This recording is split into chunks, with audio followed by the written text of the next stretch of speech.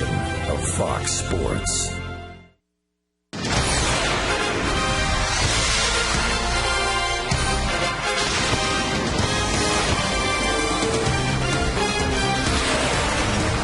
Well, the rain won't go away, but the party is still on here at Miller Park. The roof is closed. We've got the Cubs and the Brewers set to battle in the first of a 3-game set here from Miller Park on Fox Sports Wisconsin. Brewer bats are back home at Miller Park, ready to swing against their rival Chicago Cubs. All the big hitters will be in that Brewer lineup. We'll see who's in the Cubs lineup. And Willie Randolph, remembering his dad who just passed away last week. Thoughts and prayers certainly with the Randolph family. We welcome you to our broadcast here. Jerry Augustine and Craig Michelle on board. News over the last 24 hours, some big pitching changes as far as the Brewers are concerned, Jerry. Jeff Suppan getting his outright release. Chris Smith brought up from Nashville, spent some time with the club last year. He's had some good numbers, but Jeff Suppan, of course, the big storyline, signing the big free agent contract 4 years ago, and things not working over the last year and a half. Well, I think what has happened lately, he hasn't thrown the ball well, and the Brewers made the move. But I think we as fans of the Brewers have to show our appreciation for what Jeff has done. He came in 2007, was wanting to stabilize the staff. He did that. And where would the Brewers be without him in 2008, the month of August, where we went 5-0? A big part of that drive to the playoffs. So Jeff Suppan no longer with the Milwaukee Brewers, has a chance now to perhaps latch on with another club. As you take a look at the numbers in Jeff Suppan's career in a Brewer uniform, it's been a long, lengthy career for Sup in the majors. The great Gallardo on the mound tonight. He sparkled in his last 9 games, going 6-0. Brian DeVille explained what's made Yo the great Gallardo when we return on Fox Sports Wisconsin.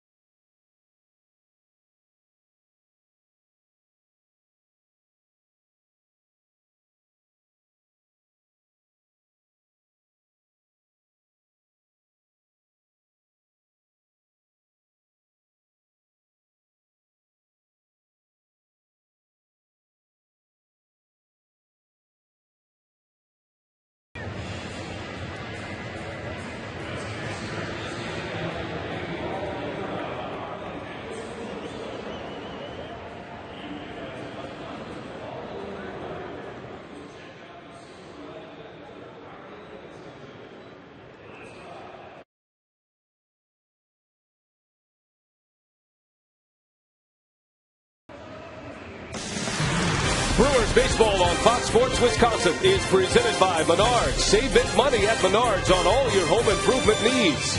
By AT&T. Find out what's possible with the nation's fastest 3G network. AT&T Rethink Possible. And by the new Miller Lite Vortex bottle. Taste greatness. Well, it hardly feels like summer, but this is one of those days you just love to have a roof. It's the Brewers and the Cubs, and Yovani Gallardo is up tonight against the Chicago Cubs. His last start here at Miller Park was a dandy, maybe the best of his career, a complete game shutout, the first of his career. He struck out 7. He went toe-to-toe with Johan Santana.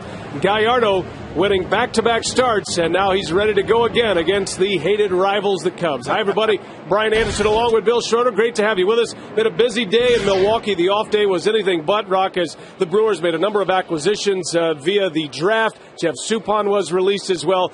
But tonight, the headliner, as he always is Giovanni Gallardo. And finally, Yo is able to make a start after a Brewers win. A nice win on Sunday. Remember, Giovanni Gallardo started the year 0-2. He's really only had one bad start this year. That came in his second start against the Cardinals. His last 9 have been terrific. And in my mind, I think his last 3 have been absolutely dominating. Yo's got it all together. He's been able to manage his pitch count, and because of that, he's been able to eat up innings. Well, he says maybe a move from the third base side of the rubber to the first has helped him out. We'll see if he can stay hot. The Brewers are glad to be back home. It's the Brewers and the Cubs. The I-94 rivalry continues next.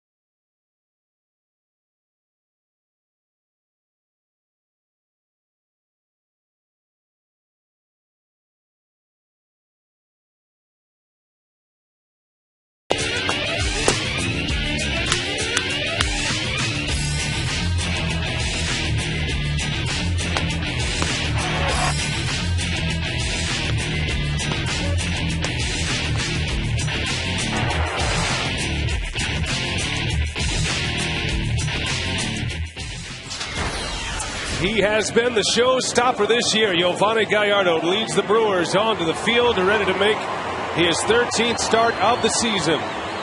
As the Brewers are ready to match up with the Chicago Cubs, Lou Piniella has seen his club really drop in the standings over the last couple of weeks. 26 wins, 31 losses. They are currently third, and they are currently 6.5 back of the Reds and the Cardinals. The Brewers trail those two teams by 9.5 games, and this is a pivotal series between the two. Pinella's lineup brought to you by Subway. It's Ryan Theriot leading off, Kosuke Fukudome, then Derek Lee. Tyler Colvin hits in the cleanup spot. Marlon Byrd, second best batting average in all the National League. He's followed by Mike Fontenot, and Piniella has Coy Hill, Starlin Castro, and Ted Lilly rounding it out. Well, Giovanni Gallardo has been outstanding. He's on a 6-game winning streak. The month of May, very good to Yo. 3-0 at 231 earned run average. Right now standing at 264. He's 7th in the National League in strikeouts with 77. His walk totals have been down, and his strikeout totals have stayed the same. The home plate umpire tonight is Jim Wolf, the brother of Randy Wolf, and the most famous umpire in baseball this past week, Jim Joyce. He's over at third base. Crew chief is Darryl Cousins at first. Gallardo ready to work. Game's first pitch is a strike, and away we go. Ryan Theriot leads off for Chicago. A .286 batting average. No homers, 14 runs batted in. He has been in a verbal spar with his manager through the media. Theriot went an entire month without drawing a walk. He went from early May to early June without drawing a walk. And Theriot said, that is, I want to draw walks, but I want to be aggressive. Lou Piniella said, I want you to draw walks. And I'm sure they had that conversation with each other, but they also had the conversation via the newspapers. Well, more importantly, get on base, whatever it takes to get on base. Now, if you hit 300, that's not a very good on base percentage, though, but he's always done well against Milwaukee.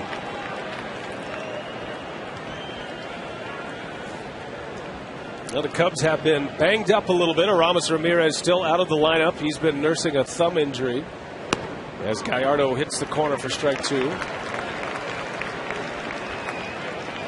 First time on this mound here at Miller Park since Gallardo's complete game shutout against the New York Mets.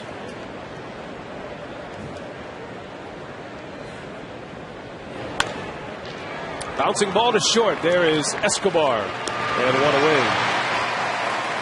Our scouting report tonight, you'll watch it with a chuckle. It's from Lou Piniella on Giovanni Gallardo. Good pitcher, isn't he? Really is. He's been pitching exceedingly well. He's 6-0 and has started off a little shakily, and he's really pitched well here in his last 8 or 9 starts. He's a good-looking young pitcher. He really is. Top of the rotation type guy. Knows a lot about Yo, doesn't he? That was great.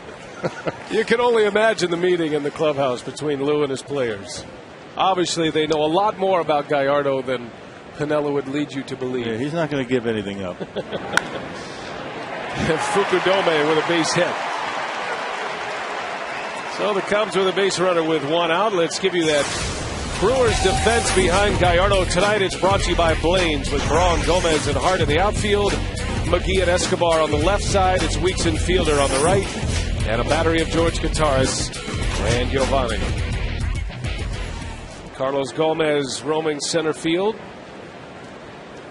Brewers coming off a win against the St. Louis Cardinals on Sunday. They enjoyed a day off yesterday. Meanwhile, the Chicago Cubs have logged plenty of air miles the last 3 days.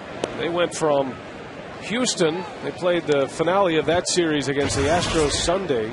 Had a makeup game in Pittsburgh yesterday. And here to Milwaukee for today's game.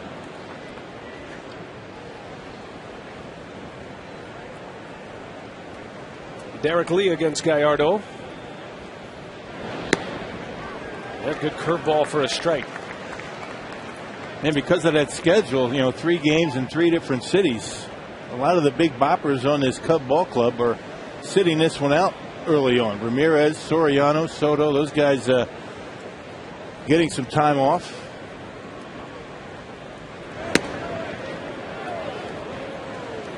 Well, Derek Lee just has not found his stroke this year either. Piniella is concerned about his veteran hitters, guys like Aramis Ramirez and Derek Lee.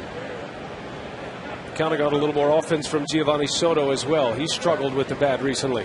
Yeah, and that's been the problem for the Cubs. Their pitching has been pretty good. I mean, their starting rotation is solid. Their bullpen's been good, but they just have not been able to score runs on a consistent basis. Up and down that order, it's been tough. Lee had a monster year last year with 35 homers, 111 driven in. He answered questions, did Derek Lee, about the terrible wrist injury he had a few years back. There were thoughts that he might not come back as the kind of hitter he was. But last year he proved them all wrong. Even after a slow start, Derek Lee 30+ and 100+ across the board. So his struggles offensively this year, a big level of concern for not just Lou Piniella, but new hitting coach Rudy Jaramillo as well.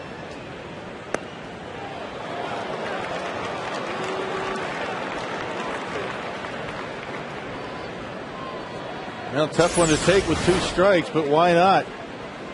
It might have been down. It had the corner. Didn't miss by much. No, that was the pitch that Gallardo was getting for strikes in his complete game shutout. Fukudome takes off. That's into right field and playable. Hart's got it. Can he finish it off? The throw to first in time. Double play. The Cubs sent the runner and it cost him. Strong throw from Cory Hart. And it's a 3-batter inning to get it started for Yovani Gallardo.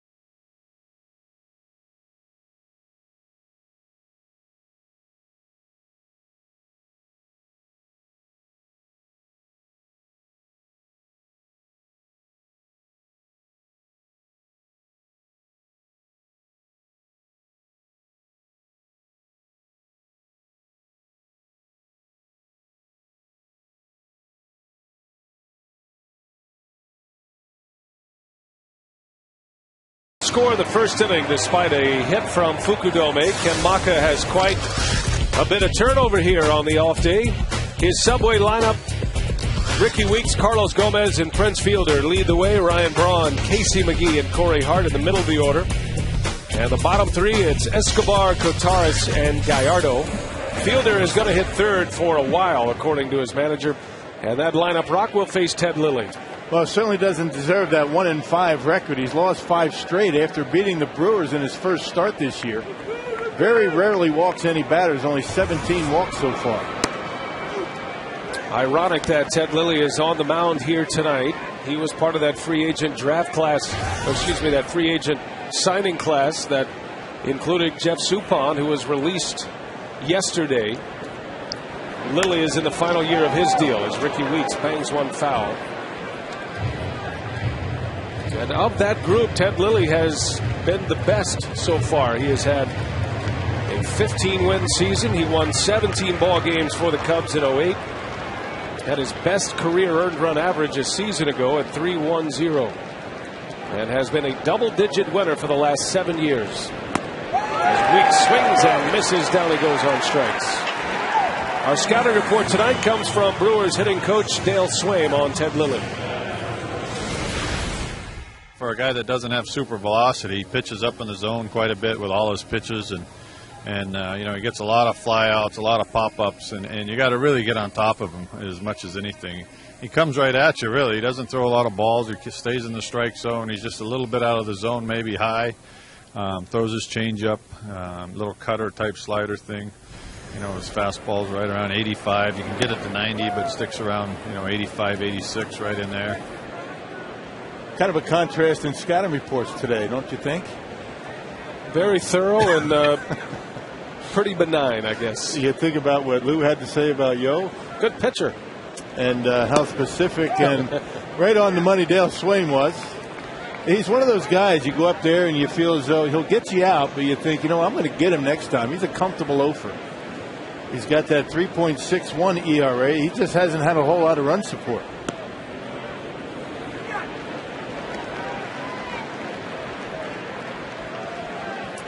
Carlos Gomez back in the 2-hole for the Brewers here tonight. Maka would like to see Gomez and Escobar begin to bunt more often. Use their legs. That one's banged back up the middle, of base hit. So Gomez is aboard for Fielder. Always an aggressive turn at first. Now Ted Lilly began the year on the disabled list. You see what he's done his last 3. He had a shoulder injury, shoulder surgery last November. Only getting 1.3 runs per game over his last 3. So despite a very good ERA, an 0-2 record for Ted Lilly.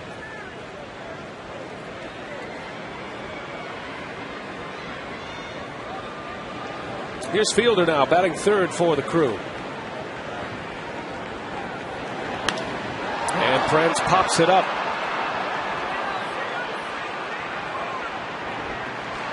Two gone as Fielder is retired. Let's check the defense behind Ted Lilly. Tyler Colvin, Marlon Byrd, and Kosuke Fukudome in the outfield. Mike Fondo gets a start at third. He's been a Brewer killer in his career. Starlin Castro, Ryan Theriot, Derek Lee, and a battery of Coy Hill and Ted Lilly.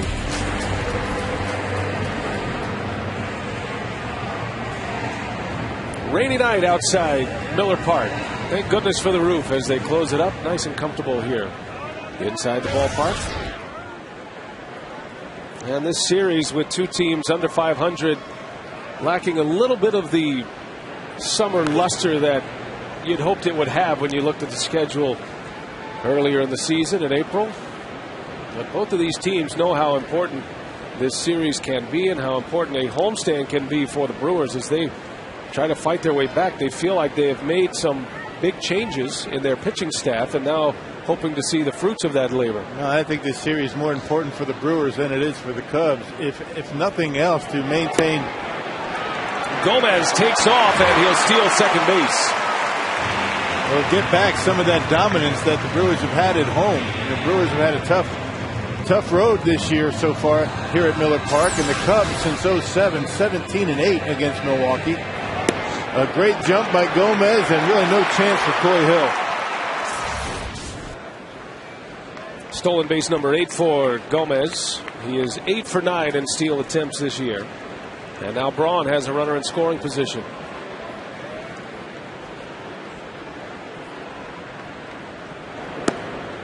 But you can add to that stat with the Cubs' success here at Miller Park.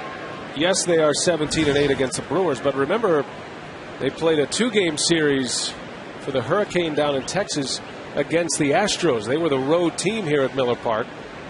Remember, it was Carlos Zambrano who threw a no-hitter. Ted Lilly pitched in that series. They won both of those games. So they are 19-8 since 2007 if you combine all clubs. That's why it's, I think, a more important series for Milwaukee. The Brewers have fared better against the Cubs at Wrigley Field recently than they have at Miller Park. The Cubs swept an earlier series here at Miller Park this year. 2 balls, no strikes on Ryan Braun. Now Braun still tops all National League outfielders in the release of the All-Star voting. Braun's been very good in situations like these. 375 batting average with runners in scoring position. Inside the top 5 in the National League.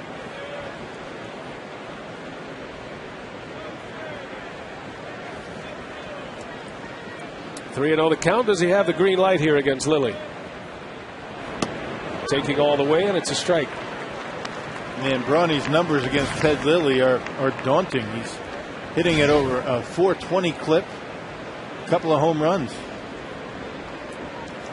8 for 19 at the plate.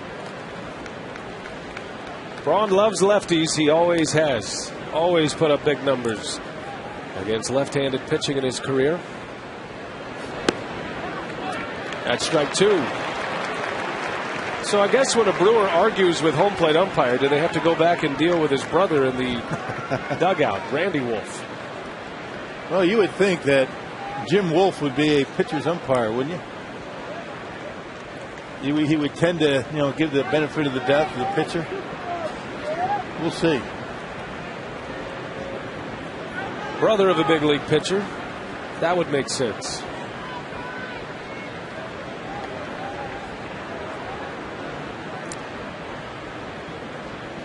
Full count to Braun. Gomez at second. He singled and stole a base.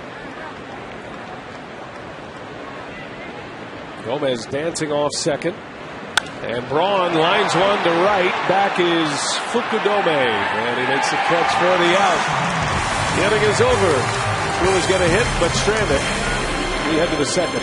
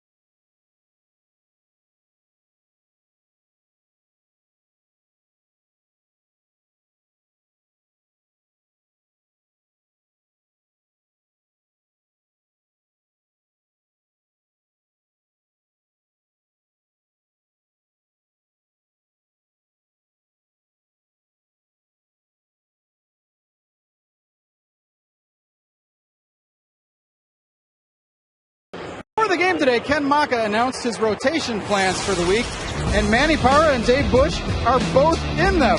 Parra, who threw the ball so well on Sunday night at St. Louis, will pitch against Texas on Saturday, and Bush, who gave up his start to Parra on Sunday and then pitched in relief, will pitch the series finale Thursday against the Cubs. Chris Narveson will pitch in between those two, and Rock and BA. Chris Capuano is the forgotten man in that one. He pitched in Florida. Ken Maka said before the game that they will talk to Capuano about his availability. He didn't rule out another start for Capuano, but it won't be this time through. Well, it's going to be interesting that the Brewers have a lot of different options, and it's going to come down to who is going to be the most effective when they make their starts. I think Maka is going to give all of them an opportunity. They're going to be in and out. Somebody, along with Randy Wolf and Giovanni Gallardo, to show some consistency. It was a nice start for Manny Parra on Sunday in St. Louis. And if Chris Narveson can get over his first inning problems, I think he could be a valuable starter for the Brewers as the season goes on. Well, the one concern for Chris Capuano is how effective he can be as Gallardo strikes out Tyler Coleman to start the second inning. How effective can Capuano be coming back from a second Tommy John surgery? A lot of turnover here. The Brewers have 6 new pitchers from their opening day roster, and a couple of big changes yesterday and today. Jeff Suppan released Chris Smith from Nashville. How about that? Todd Coffey on the disabled list, and you've circled David Risky. Speaking of comebacks. Who would have thought, right? I mean, signed a 3-year contract 3 years ago, got hurt right away his first year, and everybody had completely forgotten about David Risky, but very quietly down in the minor leagues, he was on a comeback and pitched very well. He and Capuano in just about the same week, 2 guys that you were kind of forgotten in the organization. A couple of Tommy Johns, and they are both now on the major league roster. Risky has not pitched in the big leagues for the Brewers since April 9th of 2009, but he put up good numbers through his minor league trek, and it's good to see him back. You got to give him a lot of credit. Yeah. He had a big contract, a guaranteed contract, and he plowed his way back to the major leagues and is hoping to be a contributor this year. Well, it's certainly a good year to be a pitcher on the comeback trail with the Brewers. I mean, they have struggled mightily on the mound. And just another effort for the organization to try and put something together, in response to Jeff Suppan. Doug Davis still on the disabled list, but it's a results-oriented business here in Milwaukee in the big leagues, and just was not able to get it done. So Jeff Suppan released, and I'm thinking that somebody's going to pick him up. There's got to be some interest in Suppan, particularly when they only have to pay him the major league minimum. I think you're right. I've heard the Pirates rumored about, perhaps the St. Louis Cardinals, a place that Suppan is very familiar. They are familiar with him, and they are in need of pitching depth right now with 3 rookies in their starting rotation. So we'll see. We wish him the best, but the Brewers had to make a move. They had to get things turned around on the mound. They know the struggles on the mound have put them in this position, and nobody knows that better than Ken Maka. Now, there was supposed to be a big meeting today, but it became so urgent that meeting we talked about all last week with all the powers that be actually occurred Sunday in the final game of that series against the Cardinals. Marlon Byrd out to Weeks, and a strong throw gets him. Hey, when you're traveling this season, you can take the Brewers with you with MLB.TV Premium. You can enjoy HD quality, home and away coverage, multi-game view, and the ability to pause and rewind live games.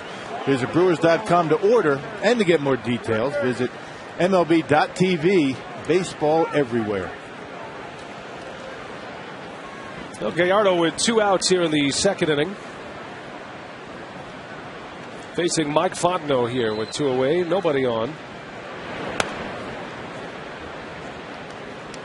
Fontenot has lost his second base position. Ryan Theriot plays every day at second now with the emergence of Starlin Castro, their young shortstop.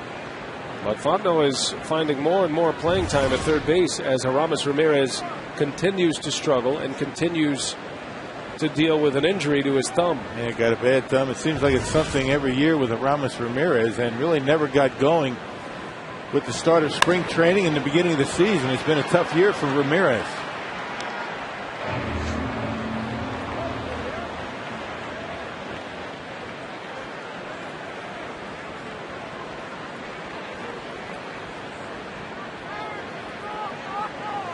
Fontenot had a big month of May. He led the Cubs in hitting in the month of May with a .347 average as Gallardo hits the corner for a strike.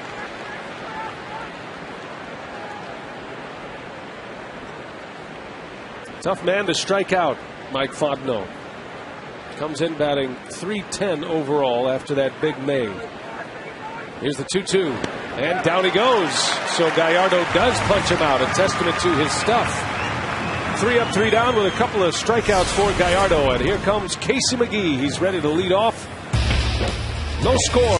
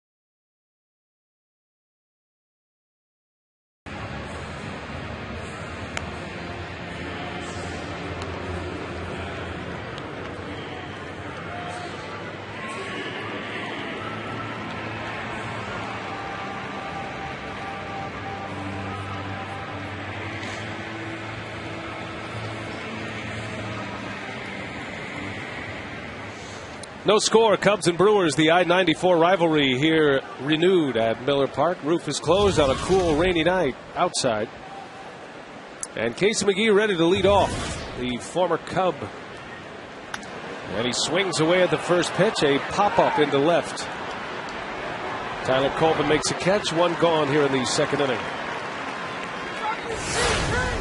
With the 14th selection in the first round of the 2010 first-year player draft, the Milwaukee Brewers select Dylan Covey, a right-handed pitcher from Maranatha High School, Pasadena, California. That was the pick. It was announced by Commissioner Bud Selig, and the Brewers began their draft with that 14th pick. Day 2 today wrapped up. The Brewers went 30 rounds deep, and we are expecting to have as a guest in the booth Bruce Sy, the scouting director, and he'll give us a rundown of his first rounder and his Day 2 drafts as well. They drafted the 2nd through the 30th round this afternoon, as Hart a little soft liner for out number 2. And Rock, with that in mind, our carsoup.com email the booth question tonight comes from Stan in Green Bay. What do we know about the Brewers' first round draft pick? That big kid, he's got a pretty good arm. Named the California Player of the Year. That's a good start. I guess that's always good to have accolades and things like that. Check out the earned run average in high school, .40. It's amazing anyone got a run against the guy. Not bad. Dylan Covey is his name, from Pasadena, and he will hopefully get in the system quick. That's the key. You know, there's a lot more to just drafting a player. There's the signability factor as well. And the Brewers certainly hope that Dylan Covey is a guy who wants to sign. He wants to get into the system as fast as he can, and so he can start the development process. Lilly strikes out Escobar. And a 1-2-3 inning for Ted Lilly in the second.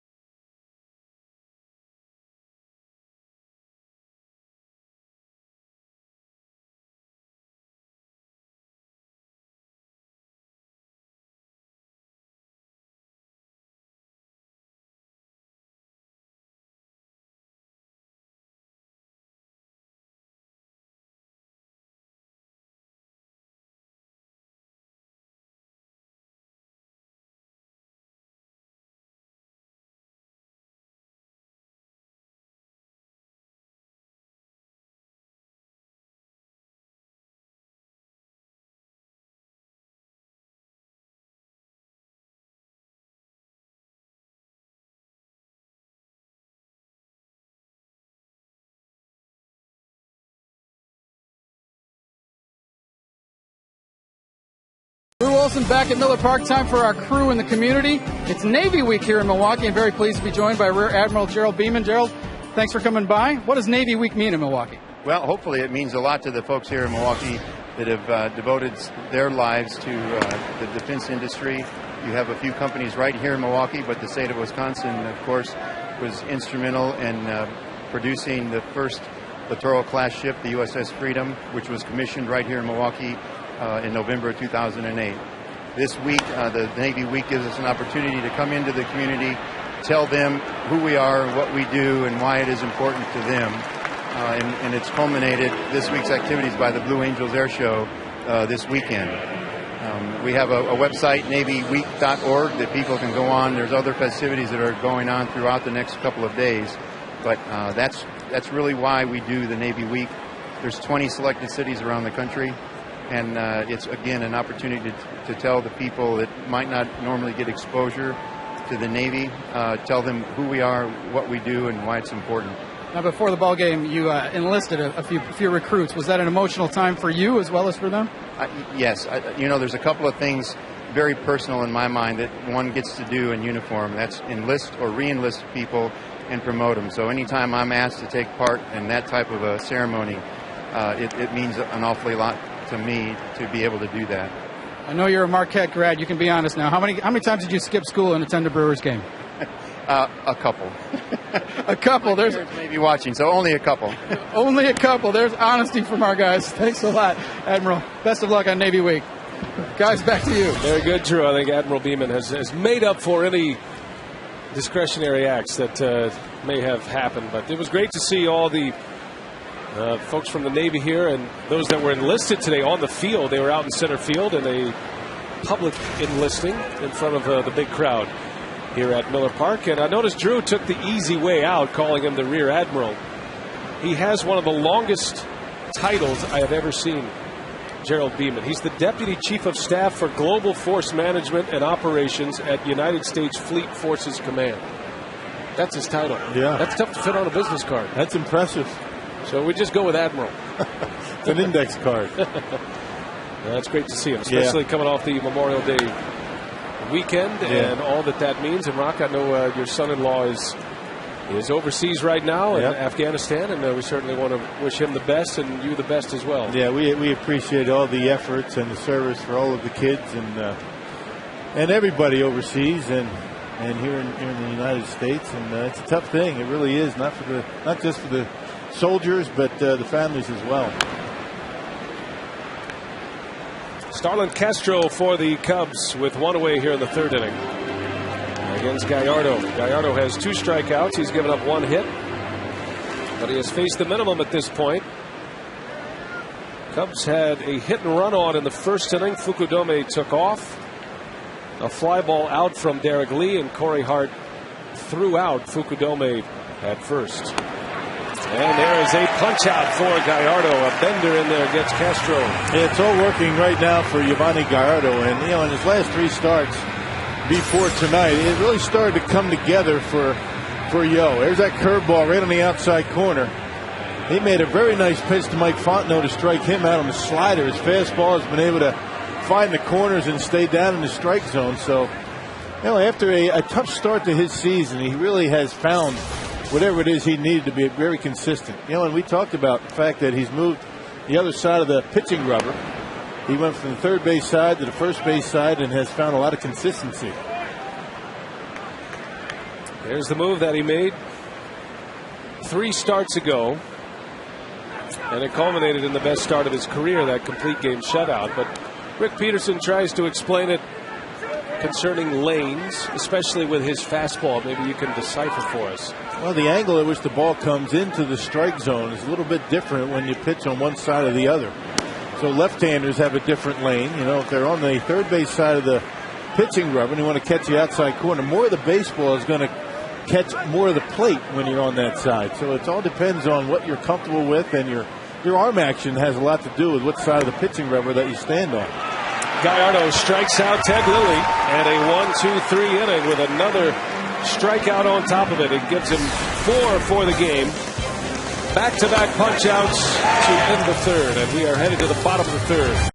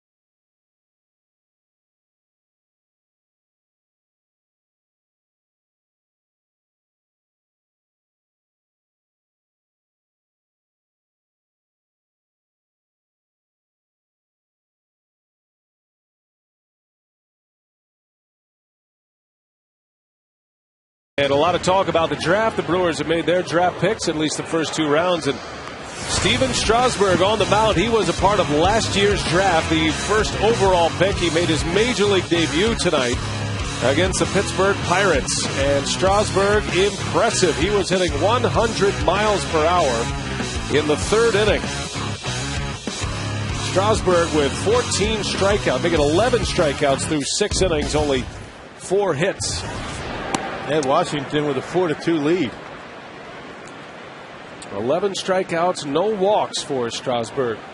For the Nationals, still out there in the 7th. When his major league debut finally wraps up, we'll give you the final numbers. But here is what he has done so far. And Rock, I can't think of a more anticipated major league debut than Steven Strasburg here today. How about the pressure on that kid going out on that mound, to throw his first pitch? A packed house in Washington. Everybody, every single one of them in the ballpark wanting to see how he was going to do. He handled it beautifully. And if he was nervous at all, I pity the poor team that has to face him when he's feeling relaxed. That's an amazing arm. That slider, the fastball, touching 100, that's impressive stuff. He might be nervous, but how fun it must be. And hardly anybody who has ever played this game knows how fun it must be to be armed with that kind of ability. To be able to throw a 100-mile-an-hour fastball as a starting pitcher, not a closer. And throw it for strikes. And not walk anybody. And that's the key, throwing it over the plate. Anybody can go out there and throw hard. I mean, there's a lot of guys like that down in the low minor leagues. It's being able to throw strikes on a consistent basis. Ted Lilly racking up the strikeouts here. His 3rd punch out as he gets Guitaras. This Friday is Time Warner Customer Appreciation Night at Miller Park. Find a buy one, get one free Terrace ticket voucher for that game with your most recent Time Warner cable statement. That's good while supplies last.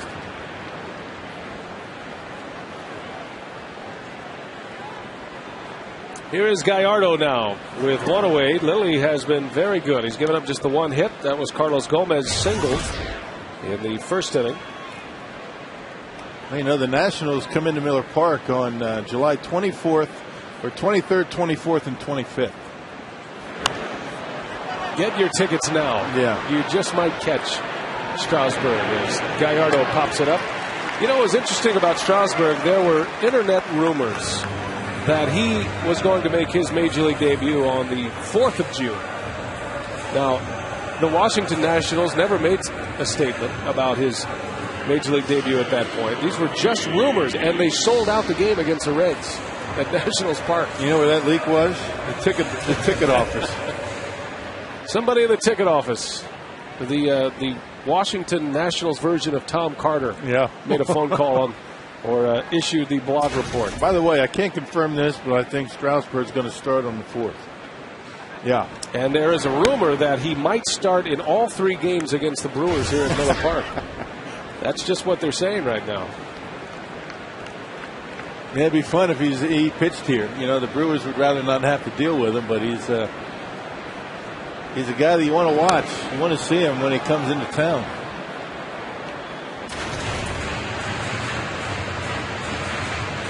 Two quick outs for Ted Lilly as Ricky Weeks steps in here in the 3rd inning.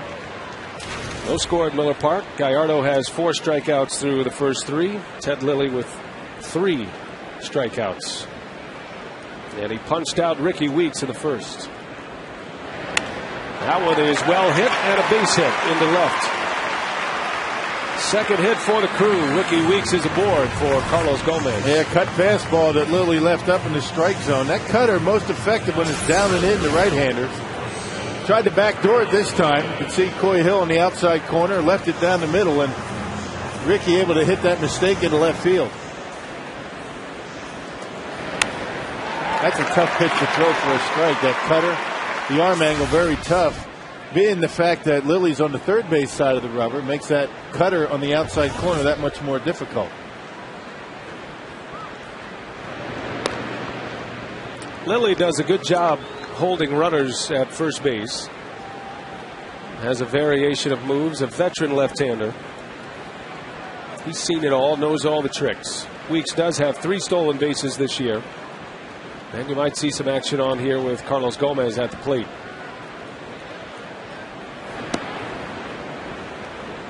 And Cory Hill has only thrown out 2 of 11 would-be base stealers. The Cubs have had a tough time in that department this year. Cory Hill 18% and Giovanni Soto 16%. That's not very good.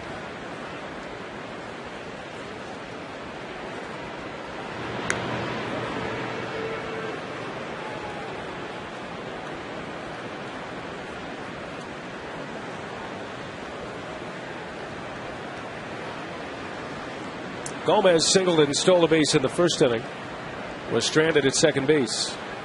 Brewers had Fielder and Braun at the plate. Braun was up there with Gomez at second. There's a strike to Ted Lilly.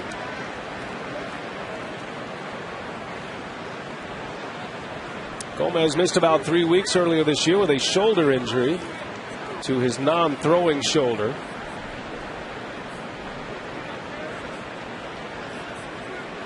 He's been bouncing around the lineup ever since his return as he pops one up to center field. And that's the inning. So Ted Lilly is through 3 scoreless. We head to the 4th.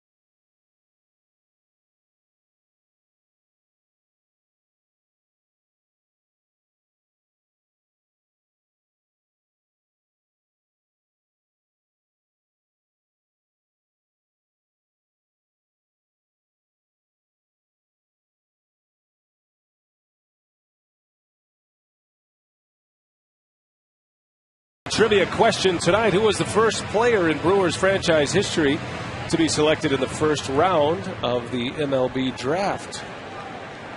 Take you back a ways. Gallardo, a second round draft pick in 06. Starts Brian Terrio with strike 1. So I wonder if that would be 1970 or if we go to the 71 season. Yeah, the draft for the 1970 team would have taken place as a Seattle Pilots. So we're talking franchise history that includes Seattle. So okay. In that case, let's take it back to 1969. Those are the rules for the trivia question.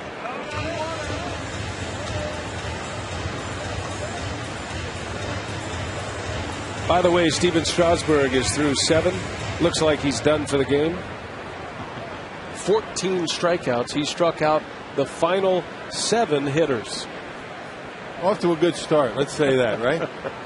One game does not a career make, but he's an impressive young man.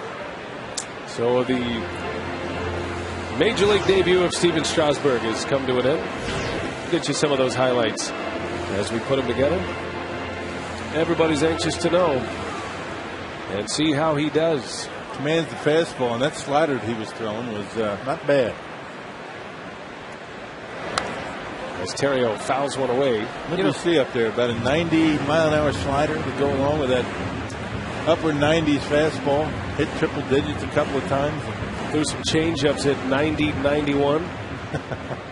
And that's about right when you have a 100-mile-an-hour fastball, right? Right, yeah. 0-2 to Terrio. Ball and 2 strikes.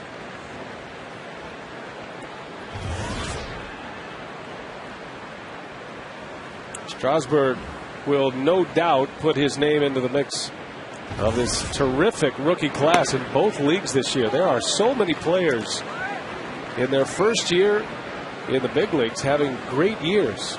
You know, you look at what Alcides Escobar is doing this year, and he's not even on the radar right now. Right. But in most other years, he certainly would be. As Terrio pops one up to right. Well, you would figure, at least initially, Jason Hayward is, I would think, out in front right now for the National League Rookie of the Year. Well, Mike Leake is making a strong case as well in Cincinnati. Where would the Reds be without Mike Leake, their rookie pitcher who did not pitch a day of minor league baseball? Went straight from Arizona State to the Arizona Fall League and then to the big leagues. He's got a 2.22 earned run average, Mike Leake. That's 6th in the National League, not too shabby.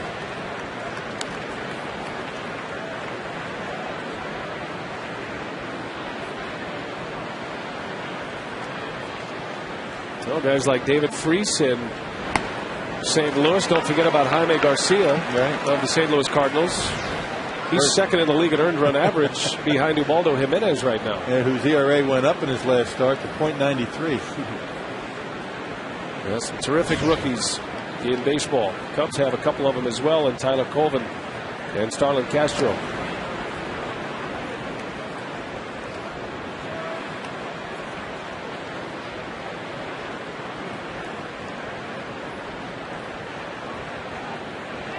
And plenty of familiar names as well. 1-2 on Fukudome. And he went, says Jim Wolf. Gallardo picks up another strikeout. That gives him 5. And let's kick it down to Drew Olson. What do you have, Drew?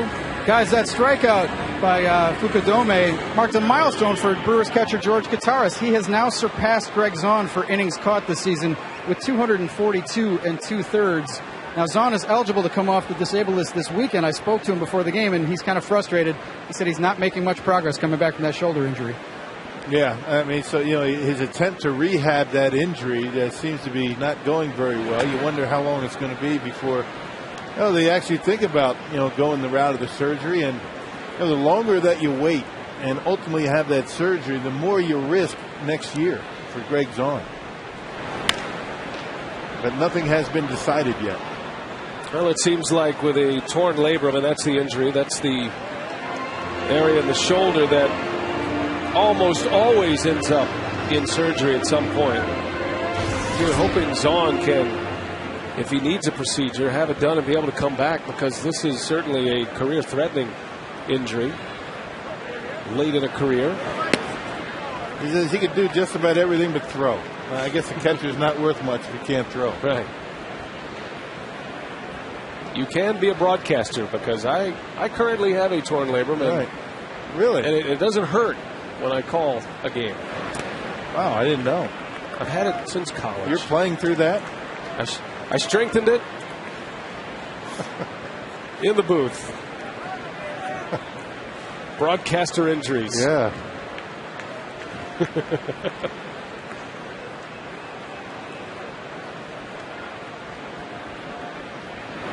Not quite as impressive as that big zipper that you have on your elbow. Would you like to show everybody your scar, Bill Schroeder? No, I can't. I can't really. I'm real sensitive about it. I got a zipper in 2 holes. I had the full-blown, cut open surgery. Yeah. And then I had a scope. So just because they didn't butcher it up enough. It looks like a snake bite right here. See that? Now that's an old catcher who has some battle wounds for sure. Say nothing about the psychological damage, all the foul tips. That's irreversible. That's evident every year up here, every night. Speaking of George Gataris, in your eyes, how is he coming along as the everyday catcher? Did a nice job. I mean, he's really starting to get on the same page with the pitching staff. You notice that there's not a whole lot of shaking off. As a matter of fact, in that game where Giovanni had that complete game shutout, Gallardo only shook off once. He's done a nice job trying to figure out what they like to throw to what different hitters. You remember, this is the first year that Contreras has been in the National League, so he doesn't know a whole lot about the hitters. It's going to take some time. You've got a second-year guy catching every day and a catcher that has a handful of games in the big leagues as the backup. There's not a whole lot of experience to guide either one. And Doug Melvin saying a couple of weeks ago that the Brewers aren't real interested in pursuing catching at this point. They want to give Contreras and Lucroy a chance, and also find out about Greg Zahn, whether he is able to return or not. But you have seen the game's pace quicken a little bit. You know, I think the one thing that slows a game down more than anything is the meeting at the mound, the trips to the mound by the catcher, and of course the pitching coach. Colvin, a little lazy pop-up into right. Hart's got it, and Gallardo is through the fourth. 4 shutout for Giovanni, and the middle of the order coming up. Fielder, then Braun, then McGee. We had the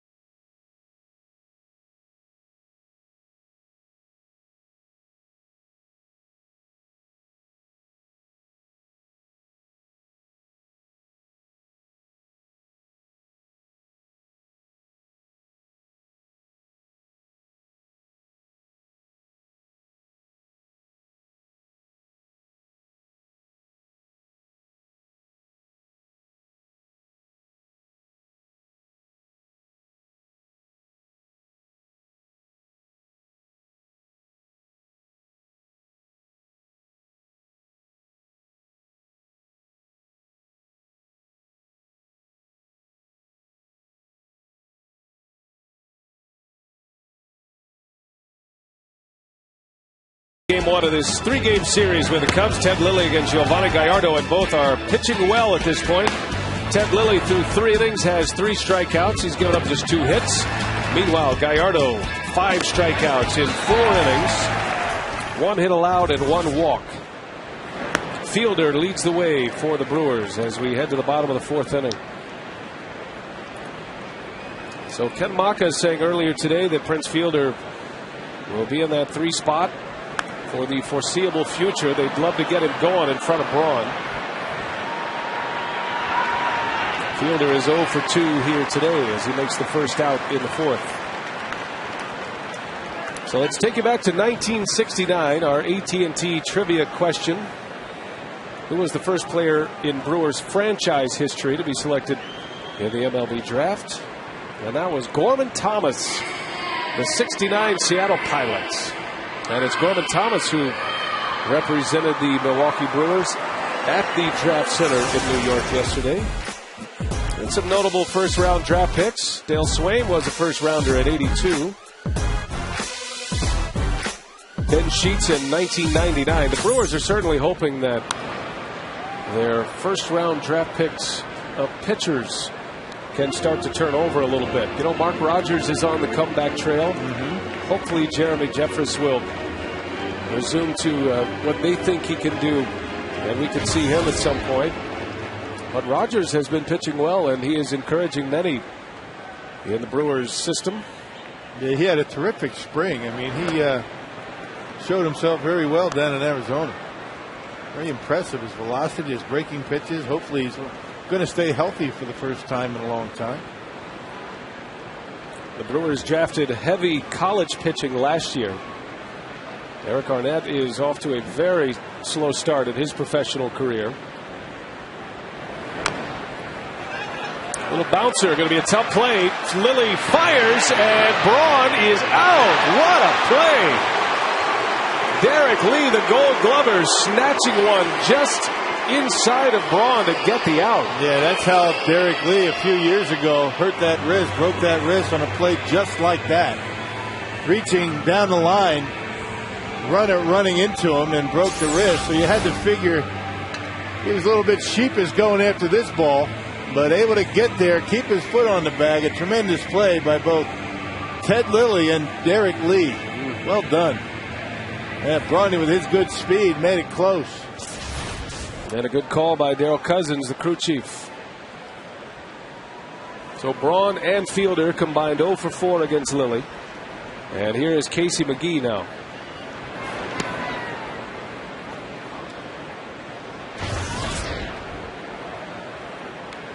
McGee in 2008 spent 9 games with the Cubs. He was a September call-up. Had just 4 hits in those 9 games, but he drove in 5 runs. So he was already proving himself as a run producer. Had over 90 RBIs in a full season of AAA in 2008 with the Cubs, playing for the Iowa Cubs. I bet the Cubs wish they had him this year. Well, Lou Piniella said as much last year. They cut him loose because of Aramis Ramirez. Ramirez has done nothing this year. And Casey McGee, perhaps a breakout season, picking up right where he left off last year. Casey with 43 runs batted in. He has 9 homers.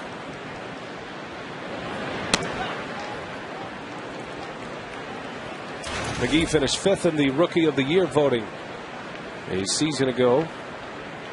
As of right now, he is 3rd in the league in RBIs. He trails Pujols and Gloss. Both of those players with 44 runs batted in. And he rips that one foul down the left field line. Yeah, that's that cut fastball that Ted Lilly continues to try and get in on these right-handed hitters. And when he leaves it out over the plate, it's awfully difficult to wait back long enough to keep it fair.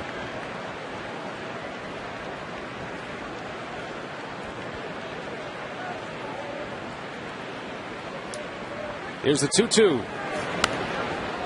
Count stays at 2 balls and 2 strikes on McGee. McGee's .291 batting average has slipped a little. He has consistently been over 300 as a major leaguer, and something he'd like to return. He feels like he's a 300 hitter. Dale Swaim certainly thinks he is, as he rips that one into center field, and it's going to be run down by Marlon Byrd. 3 up, 3 down for Ted Lilly. Great pitchers duel here tonight. Gallardo back on the mound. When we come back, we head to the 5th.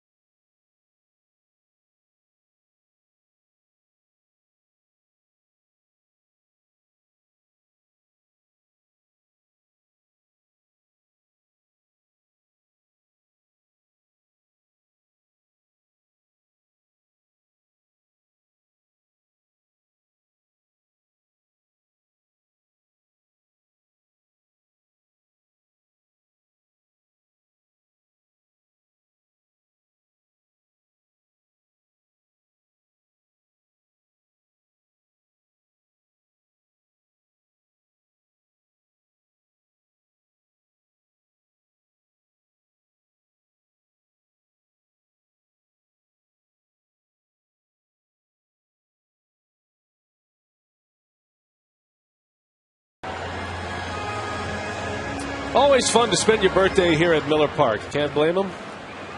And you know there's going to be baseball, even on a rainy, cool night in Milwaukee. As we are scoreless, we head to the fifth. Bruce Side, the director of scouting, joins us here at the broadcast booth. We're going to get into the draft a little bit. He has been a very busy man, and we're anxious to catch up. Bruce, congratulations, as you have 30 rounds in the book, still a lot more to go, but just your overall assessment of how the draft has gone. Yeah, no, we, a couple of weeks ago we got together, our scouts, and we started to, culminate all the work that we put in all year. And, what it came down to was we're looking for high-end athletes, pitchers with athleticism, big bodies, guys that we feel can help this organization and, provide some depth and create some long-term success for the Milwaukee Brewers. What can you tell us about your first rounder, the big pitcher out of high school? Yeah, Dylan Covey. We were thrilled when he was there. This is a high school kid that's somewhat advanced. He's not polished yet, but he does bring some pretty good tools. He's got a good fastball, got a good delivery. Things that we're looking for that we feel will be long-term success. The thing that really took us over the top, though, he's got a great breaking ball for a kid his age, 18 years old. It's an out-pitch curveball, and the kid's a professional too for a young age. We're really happy to have him. Ricky Weeks knocks it down, but unable to get a throw off, and Marlon Byrd is aboard with an infield hit. We are visiting with Bruce Side, the Brewers director of scouting, and we're talking about the draft a little bit here. Before we get into some of these picks, I want you to take us through your brand new toy up there on the terrace level, the War Room. Now, what advantages do you guys have in this brand new facility? It gives us the opportunity to read reports side by side, check out videos of each player's comparison type stuff. We got 2 smart boards up there that is used for baseball operations, and it really creates. We got, as you can see, the big video board up there, so it really creates a lot of information that otherwise we'd have to do by hand, and a little bit Stone Age type stuff. But it really brings us up to date. We feel real good about it. All right. Well, it's a beautiful facility, and I know it has helped your process and the draft going on still. 30 rounds in the books. How many rounds do you expect the draft to go, or when do you expect it to wrap up? Never. No, we go one more day. Seems like never, right? Yeah. We go 20 more rounds tomorrow. We went 30. We feel that we got a pretty good group of pitchers. We feel we got a couple of nice bats, left-handed bats, guys that can hit with power, guys that have feel to hit. And again, we got a few athletes. So, overall, we're in the middle of starting to sign these players, get them out playing. And, you can't get any better if you're sitting at home not playing. Right. It's interesting. It's always a tough choice to make, and there's a lot of risk, drafting a high school kid over a college kid. Now, in your 30 selections over the first 2 days, 23 college kids and 7 high school players, but the high school player is the first rounder. Yeah, I mean, there's risk when you're drafting a young player. There's risk when you're drafting any player, really, But the high school player, has potential to have a bigger upside at times. Right. Basically high school players can turn, percentage-wise, say high school players have a chance to be stars in the game. And we feel that Dylan Covey, can be that type of guy. Here is the top 10 drafted by Bruce Side. This is his second draft as the head man, replacing Jack Terensic. Interesting pick here with Jimmy Nelson, and I'm very interested to hear your thoughts about Hunter Morris from Auburn, a first baseman. Tell us about this position player you drafted. Yeah, Hunter's a profile type first baseman. He's a big fella at 6'4". He nearly won the Triple Crown of the SEC this year. And, Hunter's been on the scene for a long time. He was drafted out of high school, did not sign with the Red Sox. We've known him for a long time. Our scout Joe Mason and Doug Reynolds, our cross-checker over there, have known Hunter a long time. And, when he got to us in the 4th round, obviously it was too good to pass up. But in reality, Hunter can play first base. He's a left-handed hitter. He's got big power. And, that's the kind of collegiate bat that you're happy to get. Bruce Side is with us, Brewers scouting director, and a big couple of days, matter of fact, a big couple of weeks, as these guys have been putting together. I know there's a lot of people you want to thank, a lot of hard work done by your staff as well. Yeah, they're unbelievable. I mean, this isn't, one thing I want to make sure, this ain't no one-man show. I mean, Ray Montgomery, my assistant scouting director, we work extremely close, and Corey Rodriguez and Doug Reynolds and Jim Rooney.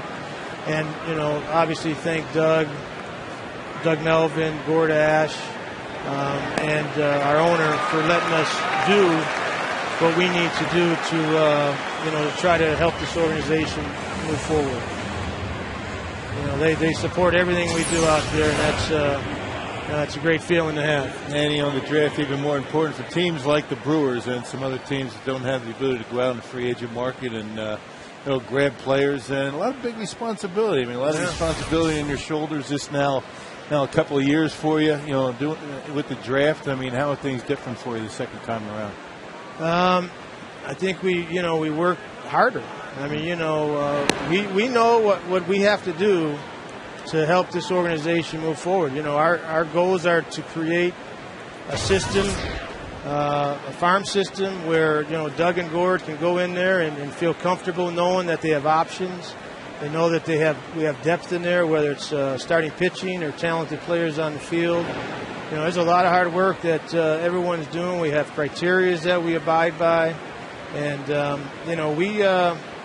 it's an everyday. It's 365 days a year. There's no time off. Next year's draft starts on Thursday, right? Oh, no doubt. It's already started already, probably. Yeah, right? There's showcases that start down in Florida here next week, and we got scouts heading to them. I'm going to the Dominican Republic next week as well to start looking into the July 2nd deadline for the Latin America signings. Right. So it's never ending, but I got to tell you, it's fantastic. Love doing it. And that Latin American signing date as well is interesting as well. That's almost like a college recruiting trip down there at times. Unusual from the draft where you pick a player, then you hope to sign him. It's a little different down there. No, it's different because it's an open market. Mm-hmm. So there's teams that are hiding players out, and you're dealing with certain elements that negotiations that can go awry. But we stick to our guns as far as what we value each player down there, and we've been able to open our academy down there. And I will tell you, with Reed Nichols and his staff down there, they put together a fantastic facility. And Dan O'Brien with Reed is kind of headed that. And we got some kids that I think in a couple of years you'll be reading about and hearing about. That's great, and that's really the hard part, I think, for fans anyway.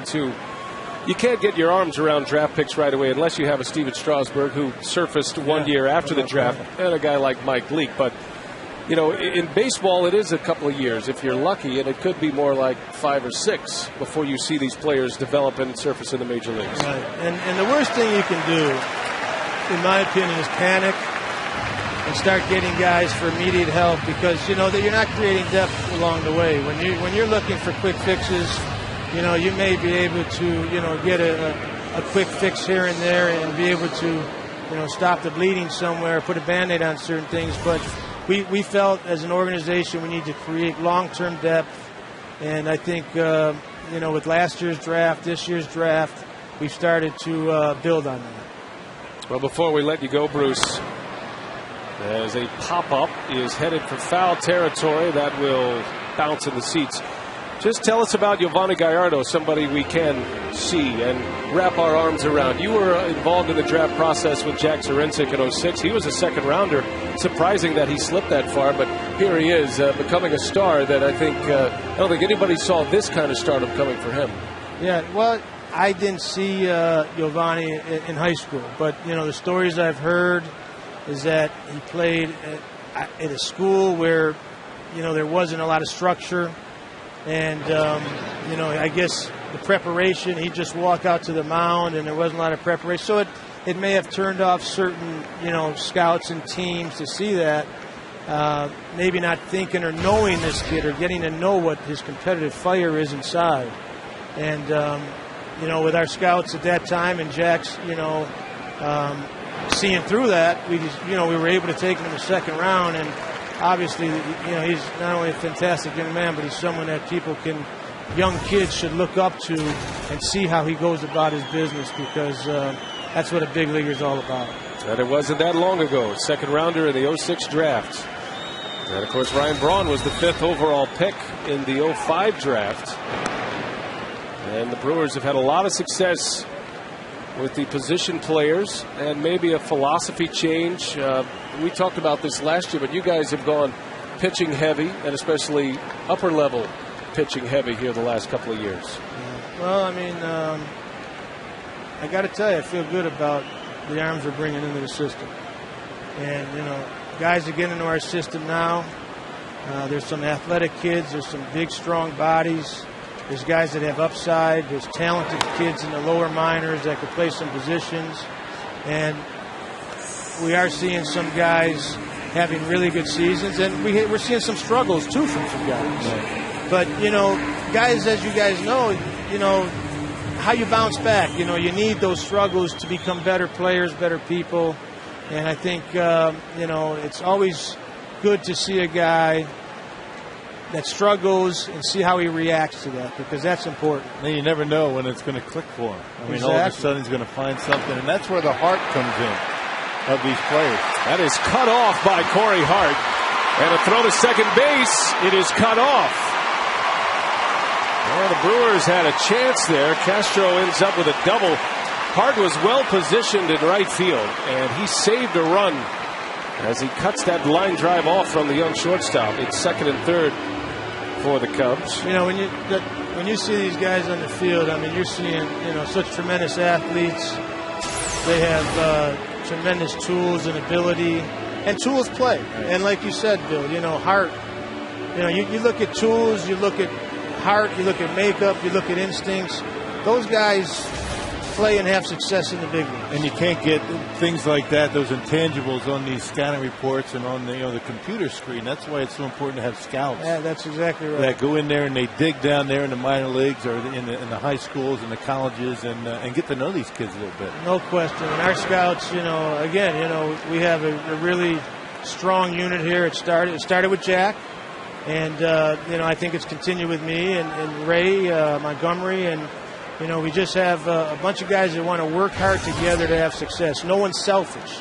And no one's player is better than the other, just being biased. We're taking the best player, Mm-hmm. So we have scouts, go throughout the country.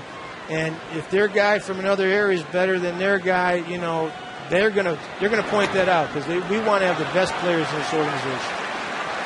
Bruce Side is with us, Brewer scouting director, and the draft is ongoing. There are 30 rounds through the draft right now, and we have already commented on Steven Strasburg, but I'd love to get your opinion of just exactly what he is and the phenomenon that he is at this point, making it to the big leagues this fast.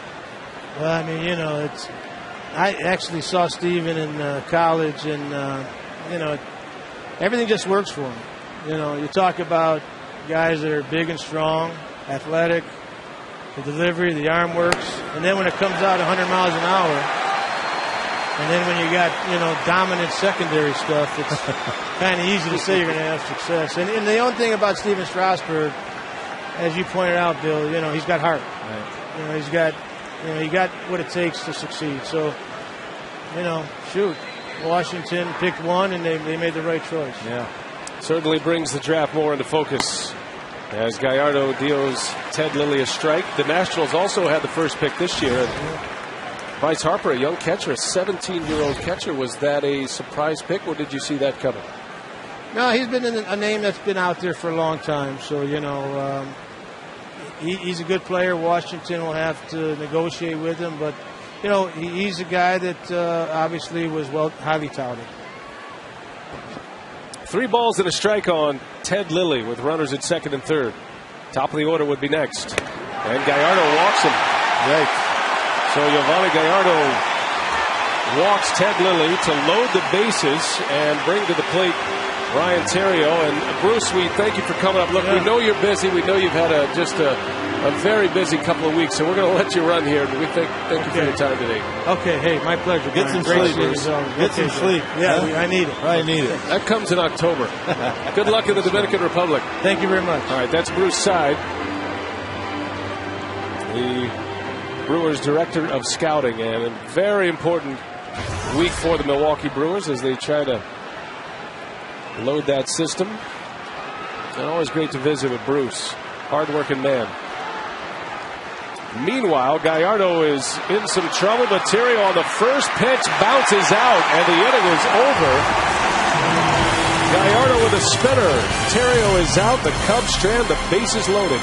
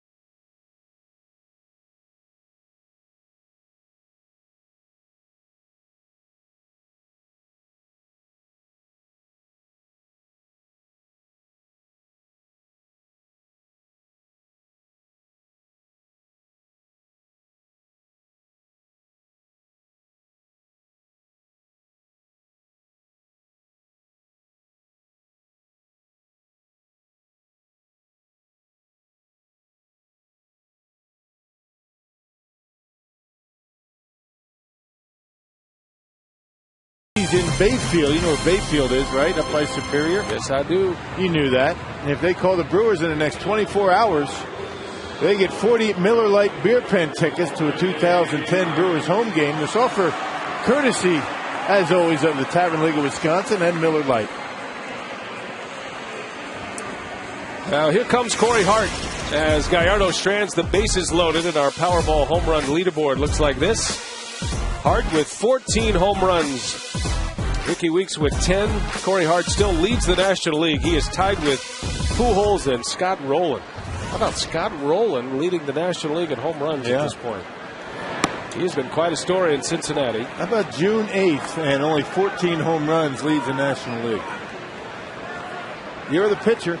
Year of the pitcher. We called it. Jose Bautista leads the American League in homers with 18.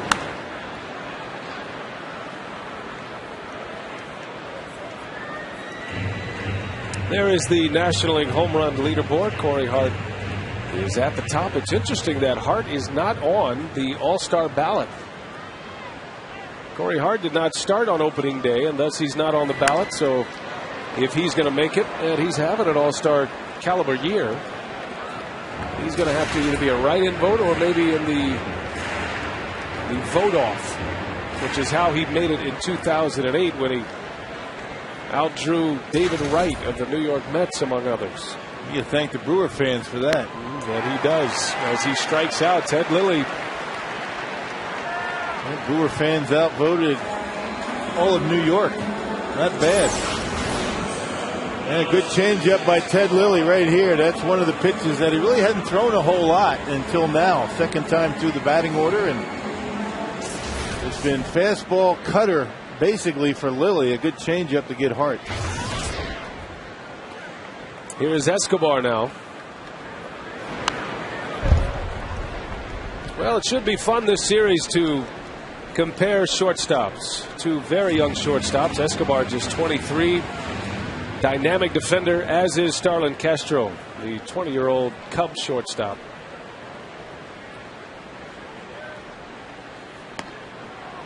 You'll probably see Escobar do a lot more of that as he's trying to use the bunt with more efficiency. Escobar and Castro. I think ideally the Cubs were hoping to have Castro come up next year, maybe late September. But there was a major need at short. They moved Terrio from short to second. 20-year-old out of the Dominican Republic. And when Brew side tells you he is headed to the Dominican to try to find some future Brewers, he's looking for the next Starlin Castro, among others. If he can find them. It was interesting when he said that organizations will hide some of the better players. Hide them in the cellar. Don't come out. Downplay them a little bit. Yeah. Man, it looked like Escobar looking for something other than the fastball right down the middle. The dangers of guessing with 2 strikes. Maybe looking for that cutter, maybe the changeup, and Ted Lilly, a 4-seamer, getting him looking. Here's George Kataris. 5 strikeouts for Ted Lilly. And they talk about pitchers having success when they add and subtract. Lilly is a good example of that because he subtracts as well as anyone. And he normally subtracts when the hitter has the advantage. Has the count in his favor. There's men on base. Hitters get a little bit more aggressive. He takes a little bit off. Just like that. Little cut fastball at 81 miles an hour. As I mentioned in the first inning, he's a comfortable offer. He's not a guy that you feel as though he's going to get you all night, but you end up 0 for 4. And once again for Lilly, the Cubs not able to support him with any runs. Fastball strike surprises Kataris. And a 3-up, 3-down inning, 3 strikeouts for Ted Lilly. 6 punch-outs as he goes right through the side of the 5th.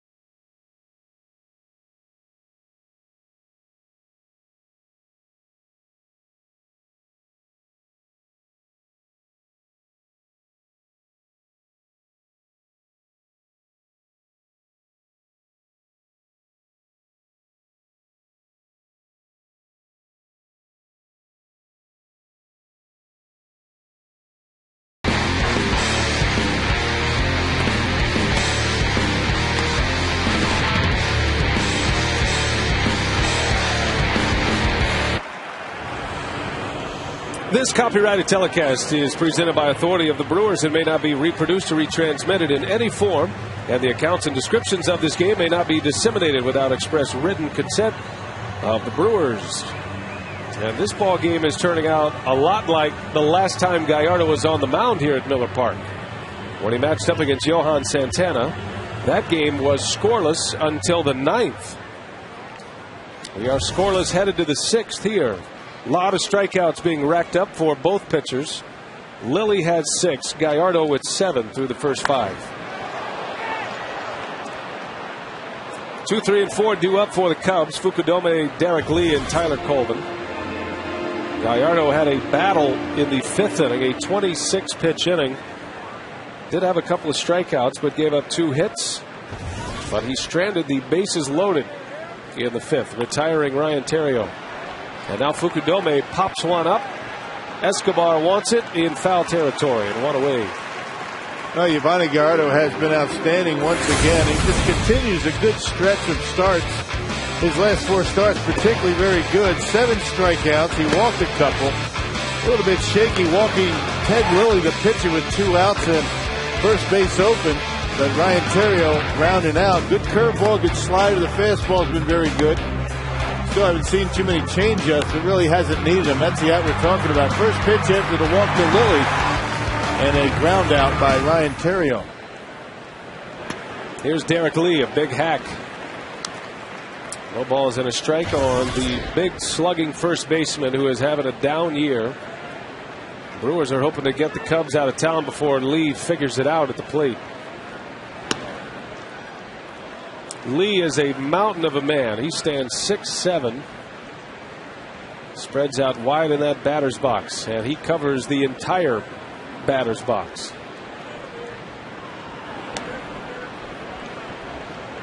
He has been swinging the bat a little bit better. He had a terrible month of April. Hit about 205 in April.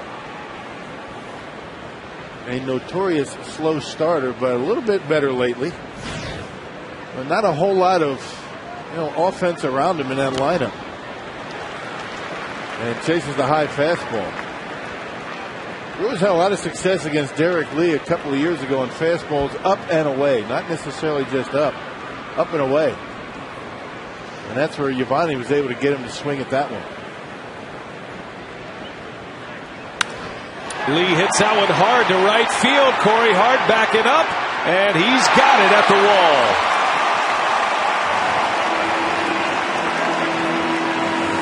Derek Lee retired, 2 gone in the 6th inning, and that was close. Just didn't get all of it. It sounded off the bat like it had enough to get out of here.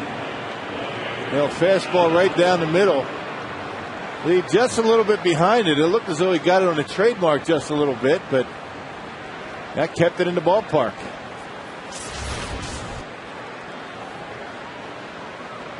So 2 gone, and here is Tyler Colvin.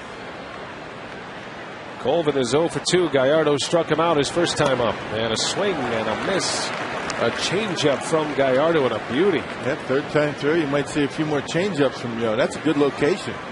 That is the pitch that will take Gallardo from a very good starter to a dominant starter in the big leagues. As Colvin bounces one through a base hit.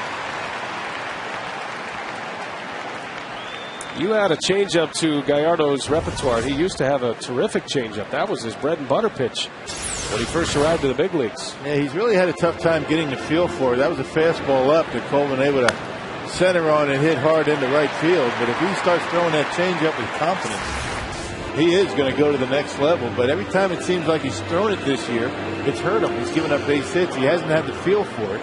He's been leaving it up in the strike zone. Here's Marlon Byrd now. He's been the most consistent hitter the Cubs have had all year. And his numbers bear that out. He's hitting .322 now. Started the day 2nd in the league in batting. And he hits a hot one, picked up by Ricky Weeks. Inning over. Gallardo is through 6. No runs on the board. Can his offense give him some help?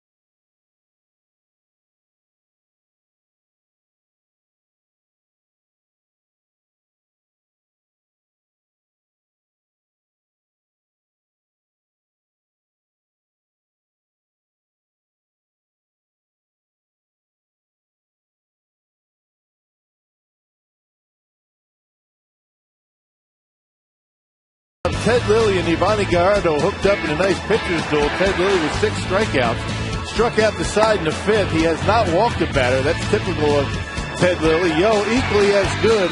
Hasn't given up a run at Miller Park in a while, it seems like. But he's been able to strike out 7 batters, a couple of walks, and has allowed only 4 base hits.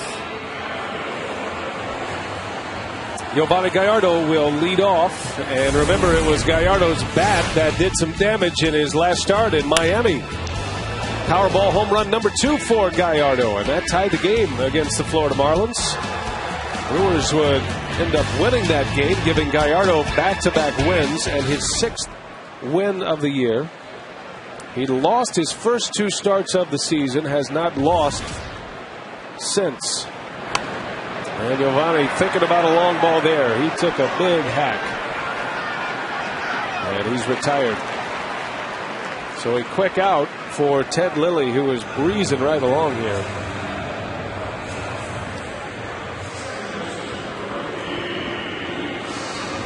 You might remember that after Zambrano's no-hitter here at Miller Park against the Astros, Ted Lilly the next day took a no-hitter into the 7th inning against Houston. So he enjoys pitching here as well.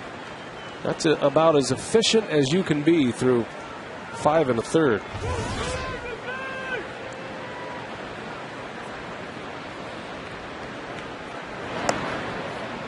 It's kind of unusual to have a 3.61 earned run average in 8 starts and being 1-5.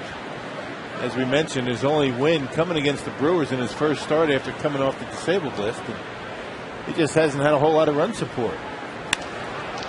There's a base hit. Ricky Weeks is on for the 2nd time. Back-to-back singles. Weeks has 2 of the 3 Brewers hits tonight. Well, coming on the same pitch. I mean, back-to-back pitches to Weeks. That cut fastball. Staying up out over the plate. It was supposed to be inside. Didn't get there, and Ricky Weeks with a base hit.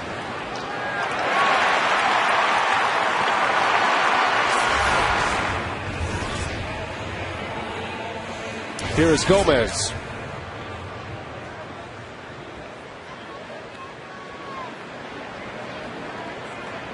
Gomez had a hit in the 1st inning. Singled with 1 out. He ended up stealing second base and was stranded there.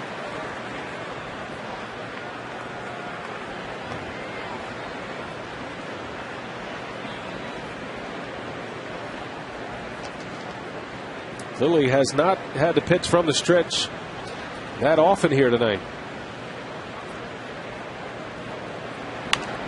Bouncer to third, to second for 1, the turn, and it's in time for the out. A double play.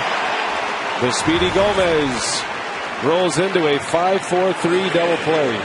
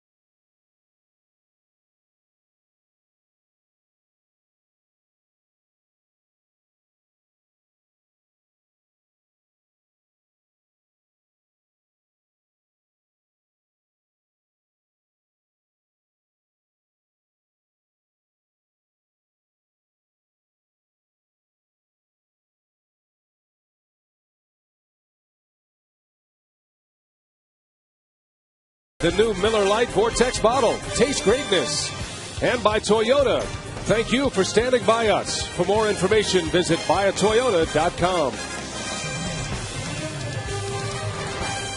Well, this game is starting to give you that feeling, right? That a home run might be the difference. As Giovanni Gallardo is back on the mound, inning number 7, facing Mike Fontenot, whom he has struck out twice tonight. Gallardo has 7 Ks. Stranded, the bases loaded in the 5th inning. Gallardo's pitch count is nearing 100 at this point.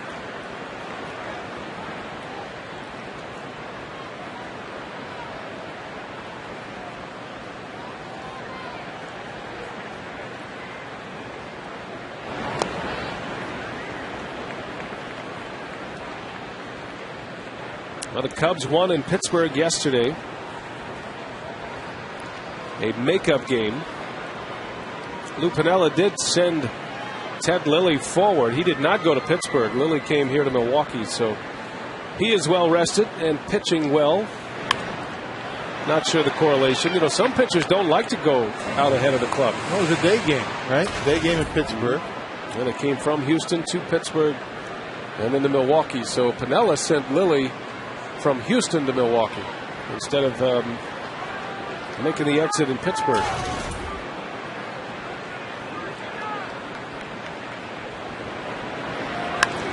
Fontenot slices one to left. Ryan Braun standing right there.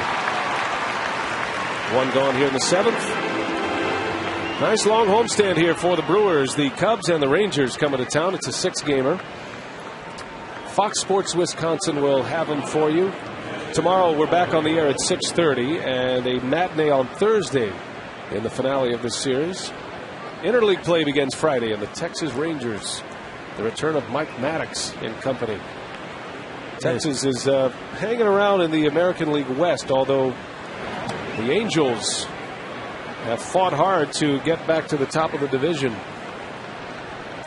Texas has a good ball club, plenty of arms, and a lot of home run power in their batting order. That'll be fun for Gallardo on Sunday. He'll get the Rangers. Giovanni grew up in the Texas Rangers area. He's from Fort Worth. The Rangers actually had a tryout for Gallardo and Hunter Pence and passed on both of them. I don't know how much fun it's going to be for you. It's going to be interesting. Texas, pretty good hitting ball club. Yeah, for sure. Those guys can bang. Right now, the Rangers are a half game back of the Angels. Another slicer. And Braun is there again. 2 outs. So Coy Hill retired. Back-to-back pop-ups for Gallardo. And that leads us to our Ho Chunk Gaming Wisconsin text question. Bob in Menominee wants to know, in batting practice, are hitters getting pitches they would like to see in a game?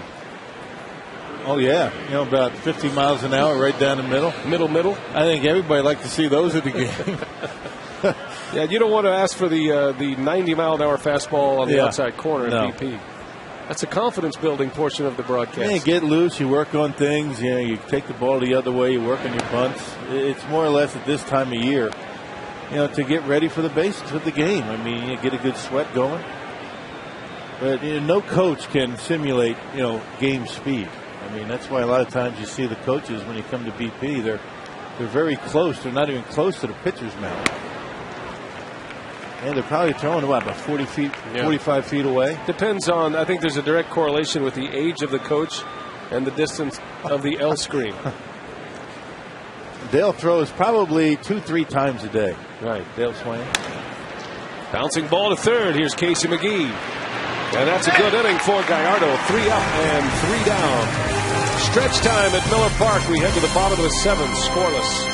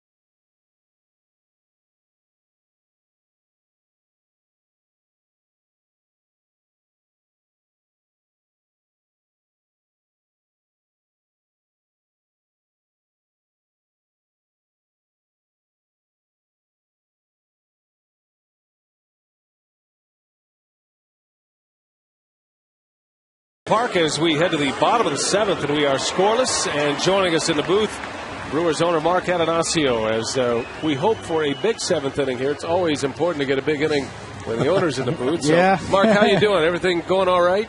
Everything's going pretty good. Yeah. We saw you earlier, and I know you've spent some time in the draft room. I certainly want to get your perspective on that as Prince Fielder is ready to lead off. And we had Bruce Side on earlier today. Tell us about your role and what you saw up there in your new building in the terrace level. Yeah, we put a war room together. You can see it from here. Spent over $1 million on it. And state-of-the-art communications and computers. Very impressive. You name a guy that could put a video of the kid on the screen there. So no excuses for any bad draft picks, right? Yeah, well, the data's all there. Everybody's spread out. You can't complain they're not, able to have enough space to think. That's for sure. Big cut by Fielder. We gave you a look at it earlier, but this is the new war room, as they call it. And Draft Central, 30 rounds are in the books. And what was your role in there today? What did you witness? What were some of your thoughts about what you saw there with Bruce Side and his staff?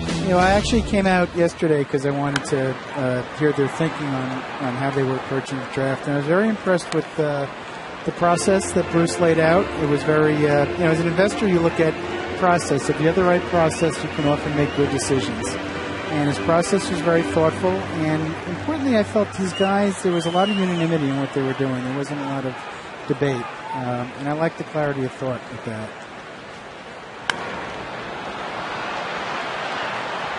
Fielder fouls one into the seats. Well, they make the picks, and now your contribution comes with the money. Right.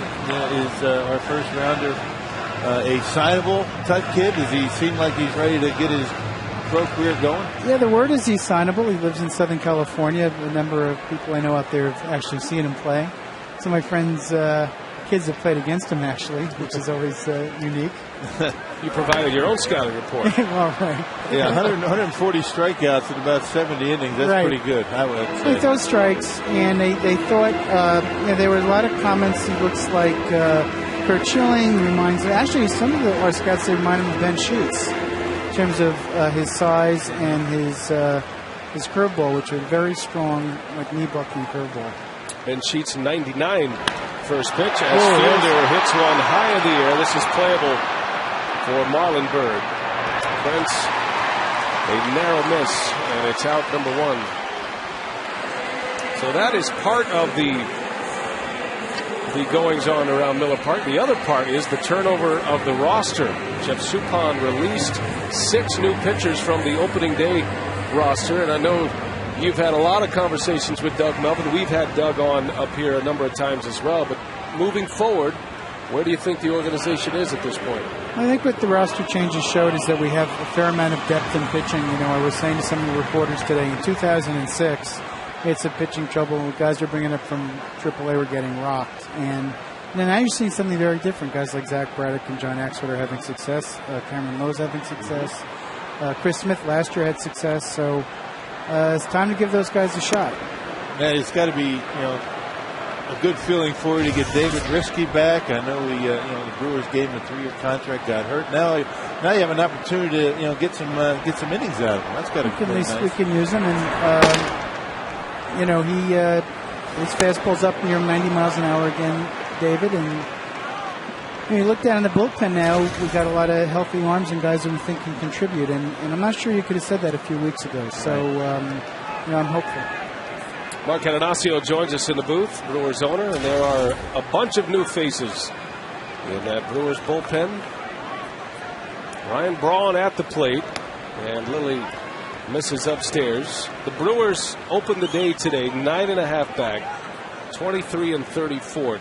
Do you address the ball club at all at this point, or is that kind of past where you are at this point? Well, I've never done that during the season, and I've never started, frankly, this weekly, so I can't say I haven't thought about it. But Braun pops it up. This is playable, and Cory Hill will make the catch in foul territory. I've talked to a number of the players individually, and none of them like losing, but none of them seem discouraged either. So we need to just win a few of these games. played a lot of games like this. You know, the Reds, I've noticed, won a lot of games in their last at-bat, and fortunately we've lost a lot of games in our last at-bat or two, so that's probably what separates us right now. We need to start winning some games like this, some nothing games in the seventh. You know, this time we need to start going our way. Yeah, this time of year, everybody starts thinking about the trading deadline, who's going to be a buyer, who's going to be a seller. Where do the Brewers fit in that, if anywhere at all, actually? I think we need to see how we play over the next few weeks, and then we'll know where we stand. I hope we're in a position to be a buyer, but the team's performance has to dictate that. Right. Casey McGee at the plate for Milwaukee in a scoreless game. And Ted Lilly keeps firing in the strikes. Well, all that has gone on with his club, the bright spot offensively has been McGee and Cory Hart, and certainly Yovani Gallardo, speaking of a draft pick who has come on fast and been impressive. Gallardo seems to have taken his game to a different level, and he's pitching very well once again tonight. Doug Melvin was saying you never know how a guy's going to react to having a contract, and Yovani seems to have stepped up, which is great. By the way, I don't know if Bruce Side mentioned in his interview with you guys, but I think a lot of the demeanor of the pitcher, of the high school pitcher we have, who just drafted Covey, is a lot like Yo, where he kind of is a real tough competitor, but kind of sits back and doesn't make lets his actions speak for him.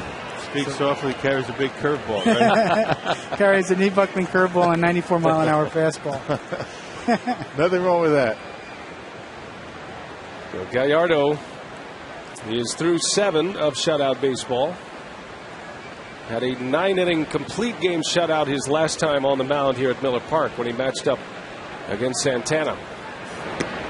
McGee takes a ball. That's going to be a fun homestand. I know you're looking forward to it. The Cubs, always a great rivalry. The Rangers are in town. The interleague play sends the Brewers through the American League West this season. I haven't played the Rangers for a while, actually. A strike called, and McGee is rung up. Ted Lilly picks up his 7th strikeout. Mark, we appreciate you stopping by, and we wish you the best. Hope things get turned around for you here. We hope that happens soon.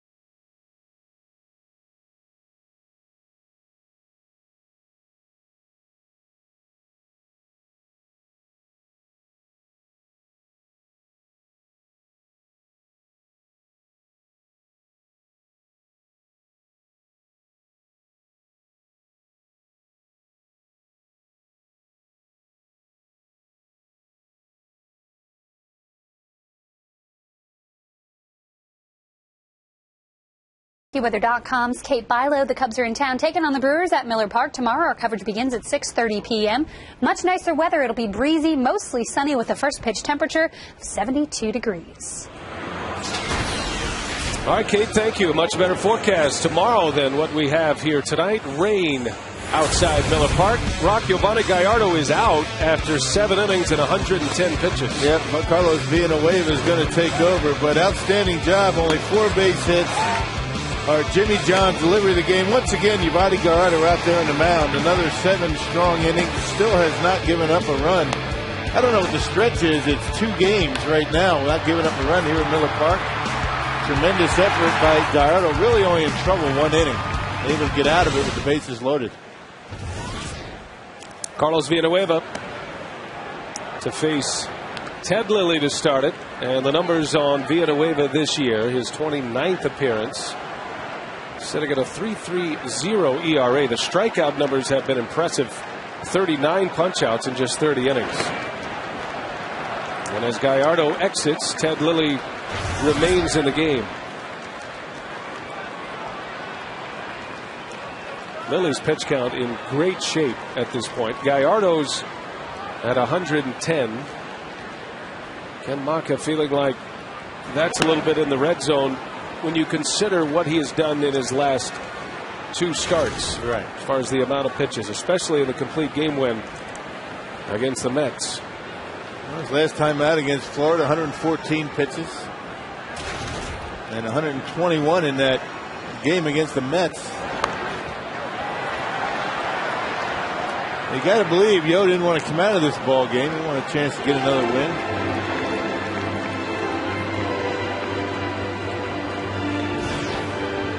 You could say the same thing about the matchup with Santana. You know, neither pitcher deserved a loss in that game. And neither one got one.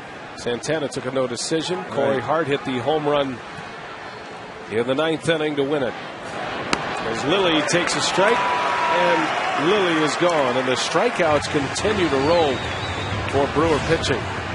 There's now 8 punch-outs as Villanueva strikes out his first batter. That's a jelly leg. Watch the knees go down, the body go down, and see you later. Good curveball from Ted Lilly. That's what you call being fooled by a breaking pitch.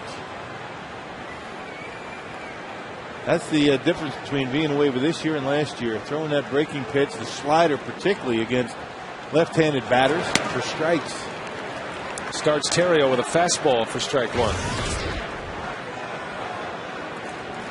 At this point, Terrio has had the biggest at-bat of the night. He was up with the bases loaded in the 5th inning, and on the first pitch from Gallardo, he grounded out. That into the inning, the Cubs left the bases full and were unable to score. He pops up a bunt. Villanueva pounces. Strong throw. 2 outs. Good play by Carlos Villanueva. Hey, vote now for the 2010 All-Star Game in Anaheim. Help send your favorite Brewers to this year's All-Star Game by voting up to 25 times at Brewers.com. Vote early and vote often. Vote today at Brewers.com. Ryan Braun still leading National League outfielders in voting. Matter of fact, Braun is 3rd overall behind Chase Utley and Albert Pujols. So it looks like Braun is headed back to his hometown for the All-Star Game. Kosuke Fukudome.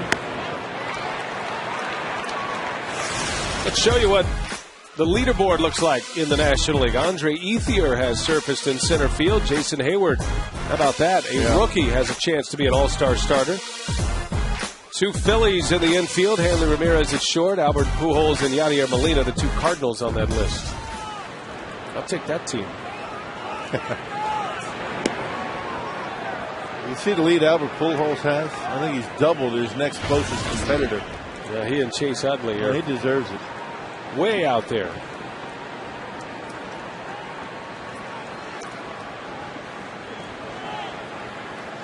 Pujols with over 1.5 million votes. Utley is the leading vote getter in the National League. He's at 1.57. Fukudome bangs one into center field. That's his second hit. A 2-out single for Fukudome. He's 2 for 4. Well, you leave a pitch up out over the plate to Fukudome, at least against the Brewers. He's going to hit it hard every time. A couple of base hits for Fukudome. Has always done well against Milwaukee. Cubs don't run much. It's Ryan Terrio that leads the ball club at 11 stolen bases. Big spot for Villanueva with Derek Lee at the plate. 2 men out. And a big cut and a miss. Villanueva tossing up a wiffle ball to Derek Lee.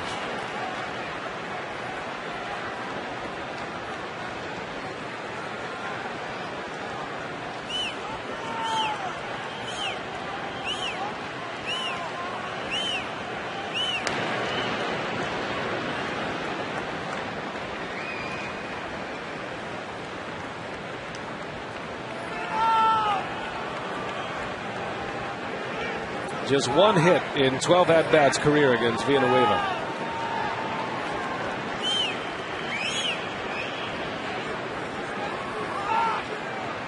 Runner goes. Qatar's throw. And it's not in time. Fukudome steals second base. No, just not enough on that throw down to second base. Villanueva is a guy that takes a little bit of time to get the ball to home plate.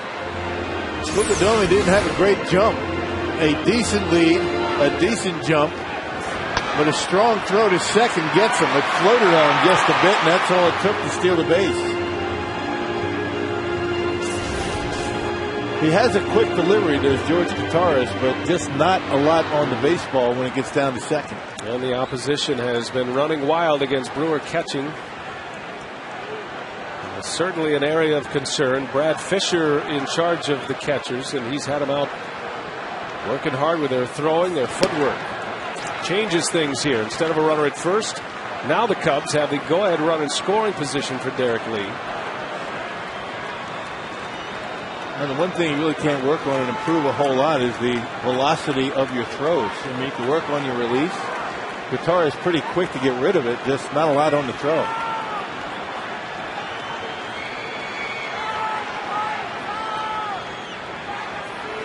Two balls and a strike on Lee.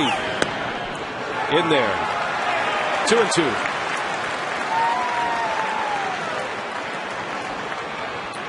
Well, the crew will have Hart, Escobar, and Qataris due up. Ted Lilly headed back to the mound.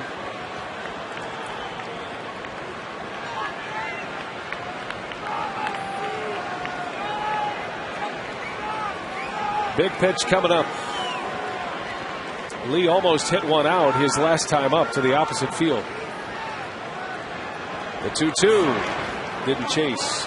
Not a bad idea. That was an excellent play by Qataris to keep Fukudome at second base. Well, the slider off the plate with first base open. You know that Villanueva was not going to throw him a fastball. I'd be surprised if he did. This screams changeup. That's Villanueva's best pitch. And they want to talk it over. Well, you don't blame him. You got to make sure. You got to understand the first base is open. If you walk Derek Lee here, you got to go after the left-hander, Tyler Colvin. But again, Villanueva is very effective against lefties because of that changeup. You want to make sure they use the right pitch here. Quick trip to the mound for Qataris. And the question here with Derek Lee is, do you go on what Lee has been over his career or what he has been here in the last month? He has really struggled with the bat. See what he has in mind. The 3-2. Well, he threw him a breaking ball and Lee walks.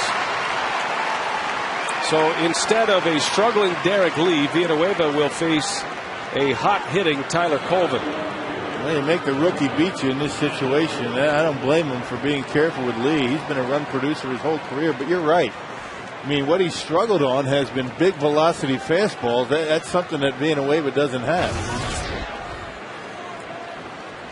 All right, so Colvin will get a shot here, first and second.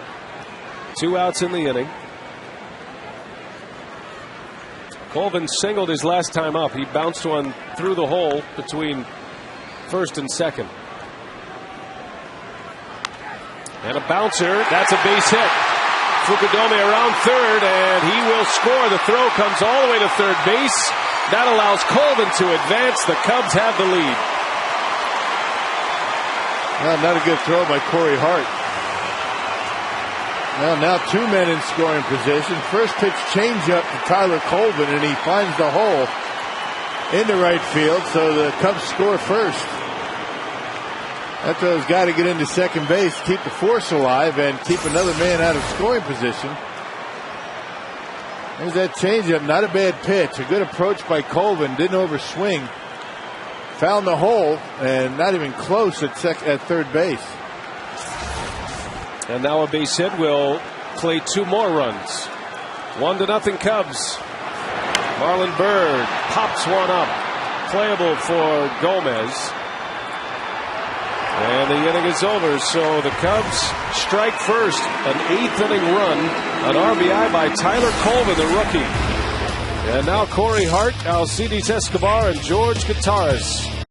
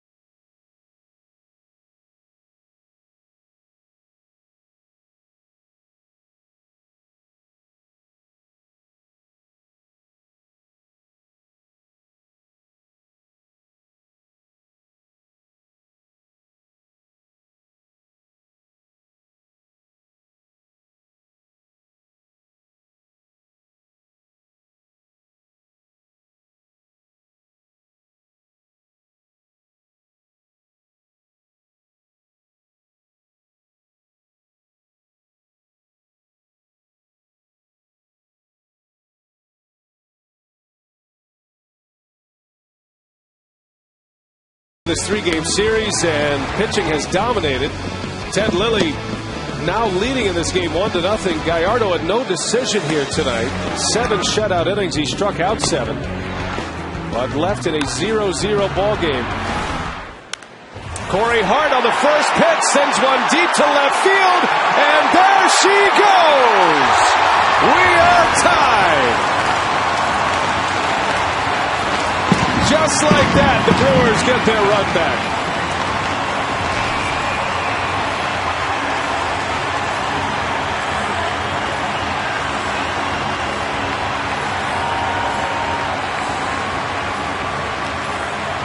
He has been on a home run binge since the middle of May. And Hart bangs his National League leading 15th of the year to tie this game at 1 apiece. Yeah, no doubter on a fastball up in the zone. Remember, Lilly struck him out on a changeup last time up. Got the fastball early in the count and didn't miss it. Escobar fouls it back on the first pitch. So the Brewers doing a little ambushing here in this 8th inning. Hart jumping on the first pitch and sending it way out of here. Who said the ball's not carrying tonight? Well, if you hit him like that, it doesn't matter.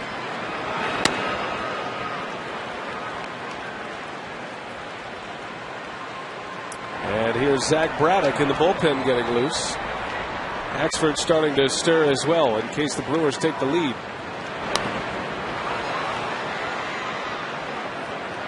Well, what a season Hart is having. His 15th homer, 38th run batted in. Sean Marshall is the left-hander, and the young rookie, the prize prospect, Andrew Kashner, is the right-hander. Escobar chases. Let's take you back to the Cory Hart home run to get the inning started. Now figuring I'm going to go after the first pitch. It was a four-seam fastball right down the middle that was supposed to be on the inside corner, and Cory Hart, like he's been doing now for almost a month, didn't miss it. Right down the middle and made him pay. Tie game. One gone for Kataris. He pops it foul out of play. One thing about Hart's home runs, they are almost as high as they are far. He has hit some towering, majestic home runs this season. Gets to enjoy them that way. You don't want the line drives. They go out too quick. Uncoiling that 6'6" frame.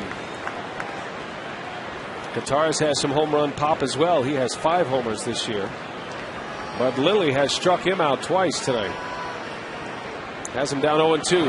Kataris hits one hard, but right at Terrio. 2 outs.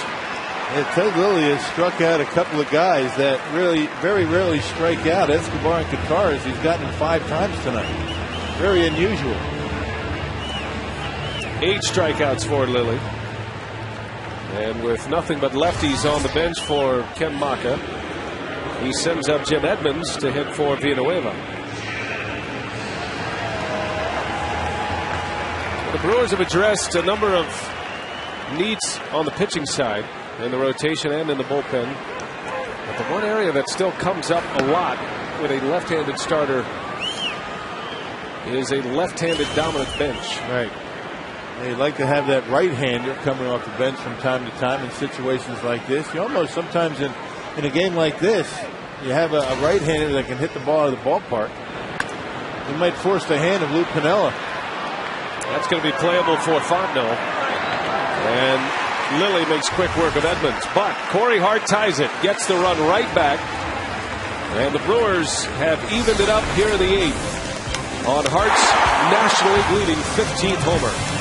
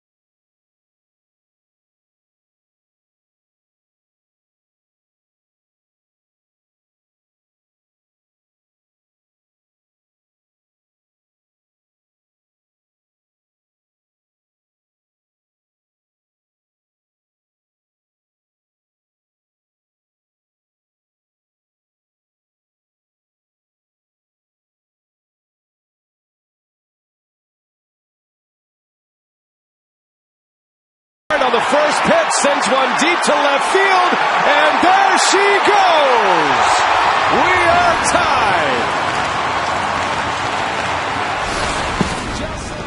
Cory Hart leads off the 8th with a home run to tie it, and not just doing it with his bat here tonight, but also with his glove. Cory Hart making a terrific catch earlier in this game. Our Home Depot doing more on defense. Starlin Castro hit a bullet down there, and Hart able to cut it off, saving a run at the time. If that ball gets by him, Marlon Bird's going to be able to score all the way from first base, so well done by Cory.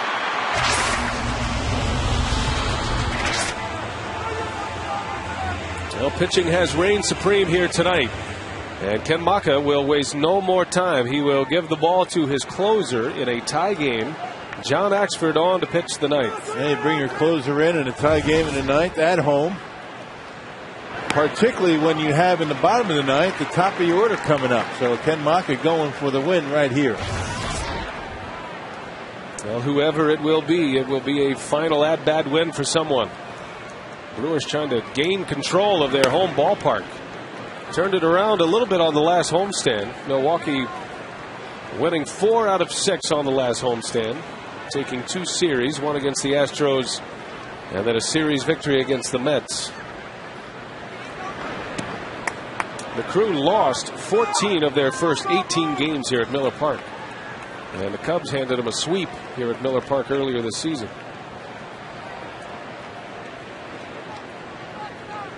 But perhaps things have turned. 2-1 on Fontenot. Count evens at 2-2.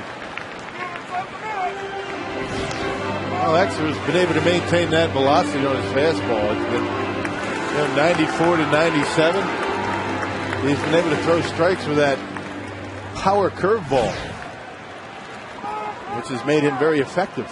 Can't get that curveball over. That fastball not nearly as good. 2-2. Fontenot lays off. That sharp slider from Axford.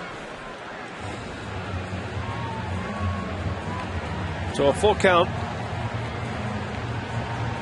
Axford has done a nice job out of the bullpen this year and pitching in a role that he did not pitch in the minor leagues. He was not a closer down there. Little jam shot out to Weeks. One gone. Well, very rare that you hold Ryan Terry and Mike Fontenot a combined 0 for 8. I mean, those two guys have typically given the Brewers a lot of problems.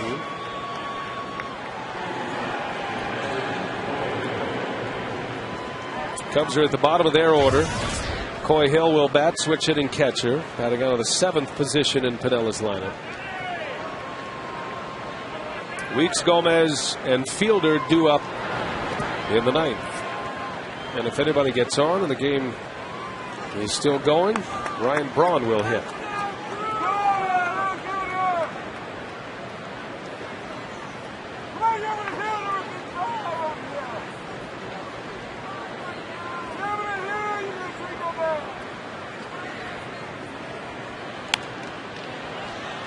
When John Axford was introduced, when he ran out of the bullpen, he got a nice ovation, kind of a small roar, not a Trevor Hoffman type Hell's Bells roar, but he's starting to develop a bit of a reputation for the Brewers. He's becoming a kind of a cult figure here with the mustache and all.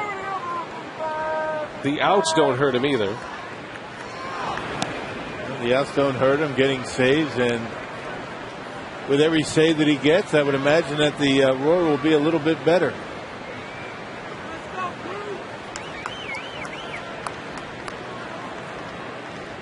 Two balls and a strike on Hill. Line drive, base hit. So a base runner for the Cubs. An example of what we were talking about. You can't those strikes with the breaking pitches. There's 95 miles an hour, inner half, and Coy Hill at the bottom of the order able to turn it around and get the base hit. Major league hitters will turn around 95 if they know a fastball is coming. Starlin Castro now, the 20-year-old shortstop. He doubled in the 5th. That was that play from Cory Hart that saved a run. Axford would love to get a ground ball here, turn the double play, and then see if the Brewers can win him one in the bottom of the 9th. Alfonso Soriano will hit next. Pitcher spot due up next.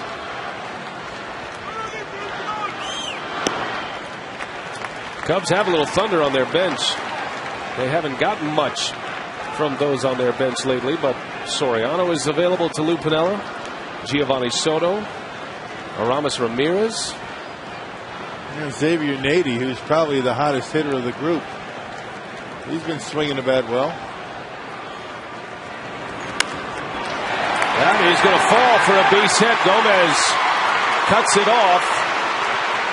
And Coy Hill into third base. So back-to-back hits against Axford. Oh, and a good job by Gomez. He was thinking about going to third base. Had he done that, Starlin Castro would have got to second base and taken away the double play. As much as he wanted to throw to third, the play was to keep the double play alive and throw to second base. Well done. Good decision in throwing to the right base. Again, 95 miles an hour, but the inability of Axford to throw his curveball over for strikes today has got him in trouble here in the 9th. It might have been close at third base, but you don't want to risk it and eliminate the double play possibility. Well, Axford in a pickle here. First and third, Soriano coming up. Soriano has grounded into 4 double plays this year. He has struck out 44 times as well in 52 games. Either one would do for John Axford. The other part of the story for Soriano, he is hitting .290 with 9 home runs and 28 runs batted in. He's had a good year offensively this year. 0 for 2 as a pinch hitter. Bouncing ball.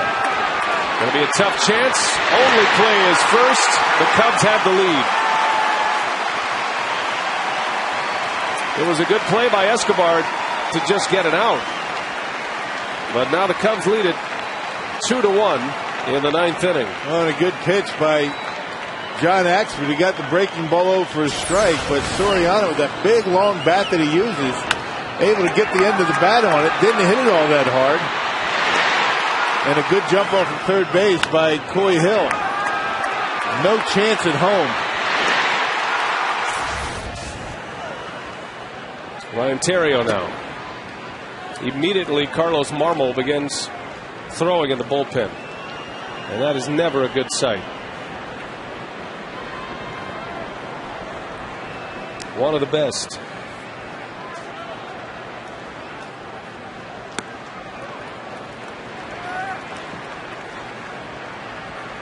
Two key hits by Hill and Castro give Soriano right off the end of the bat. He uses a 35, even a 36-inch bat, and needed every inch of it to get a piece of that pitch.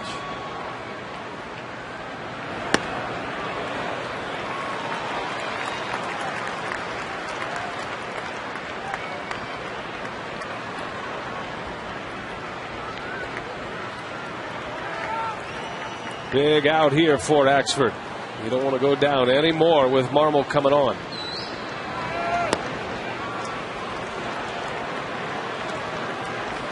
Theriot is 0 for 4. Marmol will face the top of the order. Weeks, Gomez, and Fielder.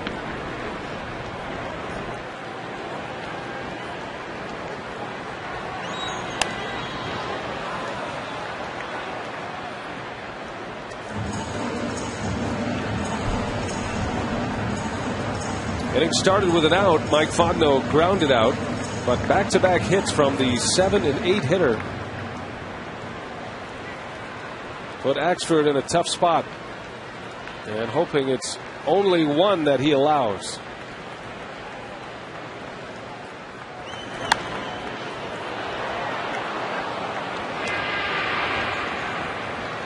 Well, extraordinary, this 2-2 pitch, is where Axford can put you away with that nasty slider. But he's really having a tough time with that pitch, fighting it all night, the curveball and the slider. Castro has good speed at second.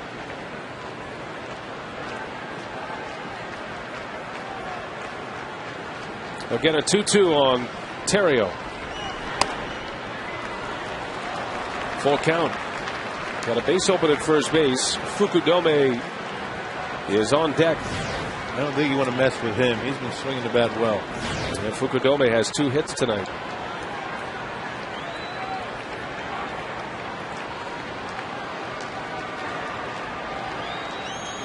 Curveball got him. Axford strikes out Terrio. The inning is over, but the Cubs score a run, and now the Brewers will have their hands full against Carlos Marmol.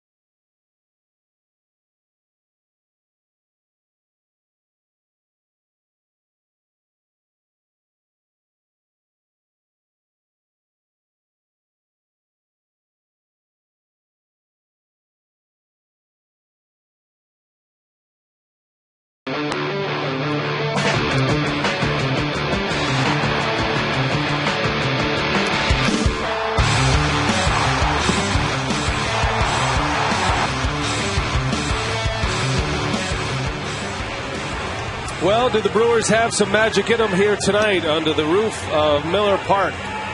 The Cubs scoring a run in the 8th. The Brewers tied it on a hard home run in the bottom of the 8th. Chicago answering in the 9th, and it's 2-1. And here is Carlos Marmol to face the top of the Brewers batting order. Yeah, look at Marmol's strikeouts to innings pitched. 51 punch-outs in a little over 26 innings. And only 15 walks. He's been throwing the baseball very well. Marmol is averaging nearly 17 and a half strikeouts per 9 innings. Easily the highest rate in Major League Baseball all time. He strikes out about half of the batters he faces. 2 an inning. It's amazing. Weeks has 2 hits. Brewers have some home run hitters coming up.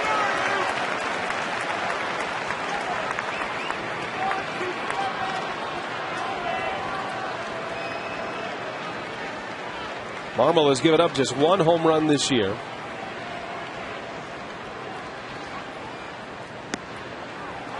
That is the pitch that makes Marmol one of the best in the business.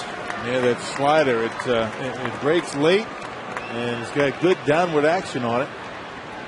It's got a very deceptive delivery, particularly tough on righties. Oh, that drilled him. So Weeks is aboard the hard way, but the tying run is on. And now we'll see if the Brewers will put the running game together here against Marmol. Carlos Marmol got behind on the slider. He threw the fastball. He threw a slider for a strike. That's how much confidence he has in that pitch. And then drills Ricky with a fastball. Not very good command by Marmol to start this inning. Gomez pops up a bunt. Man, oh man, that is costly.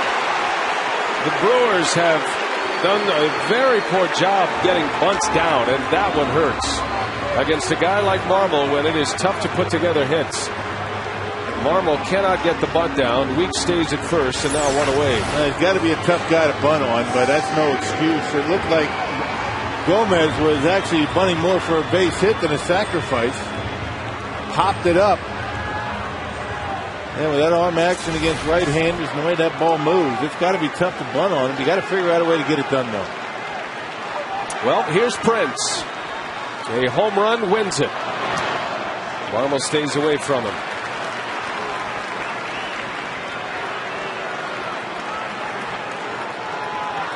Camera's ready just in case. Maybe a YouTube moment developing here.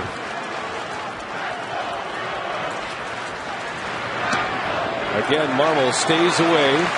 2 balls, no strikes. Ryan Braun is on deck. He doesn't want to give Prince anything to pull. So far, not willing to throw that slider. Doesn't want to make a mistake inside. Prince does have a home run against Marmol. It was at Wrigley Field. Weeks takes off, and the pitch is outside. No throw. So Weeks a huge stolen base. That's a good matchup for Ricky Weeks. Marmol takes forever to get rid of the baseball, and Cory Hill hasn't been throwing the baseball very well. Not a big lead, but a good jump. It takes Marmol forever to get rid of it. And now the tying run at second base. And they will probably walk Fielder as Ricky steals his 4th.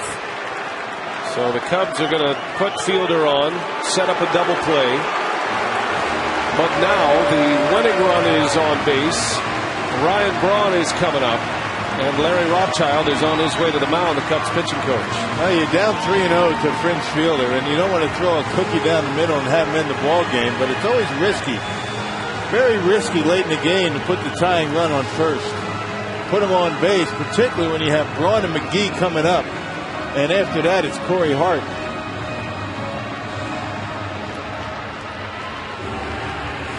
Cubs get a run in the 9th. They lead it. Piniella goes to his closer. He hits Weeks. Gomez unable to get a bunt down, but Weeks stolen base renders that clean. And now here comes Braun.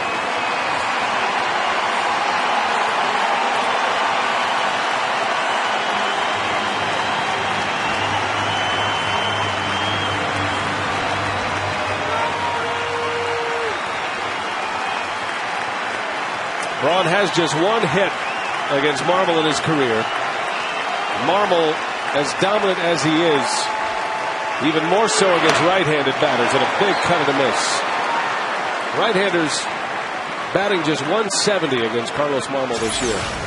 And look at this when he blows it right by Brawny down the middle on the fastball.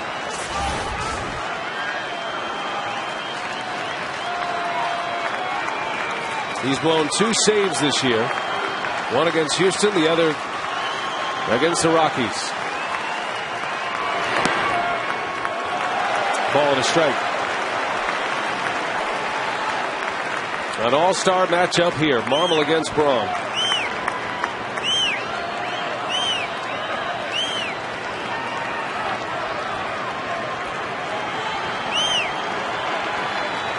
A base hit will tie it. A home run wins it as Braun shatters his bat. Castro, an acrobatic play to get the out. So Braun is out. 2nd and 3rd, 2 gone now. Tying run 90 feet away with Fielder the winning run at second base. Yeah, it was a fastball. It looked like it was off the inside corner. Brawny going after it. He's got that late movement. He's got that explosive movement of that fastball, and a nice play by Castro to get Braun at first base. But now the winning run at third. Be alive for the wild pitch. And the go-ahead run at second base. So here we go. Brewers down to their last out. And it's Casey at the bat.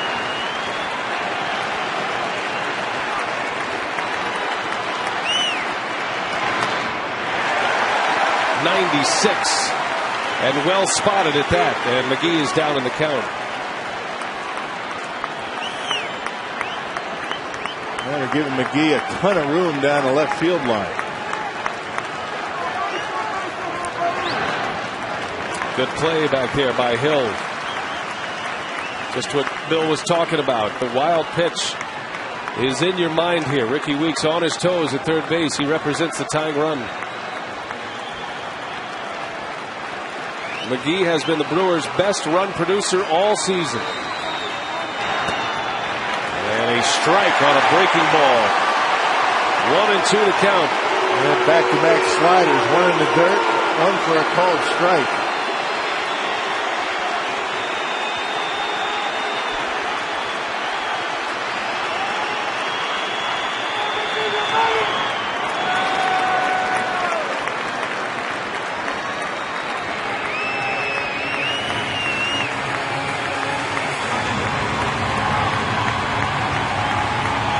Tying run in Ricky Weeks.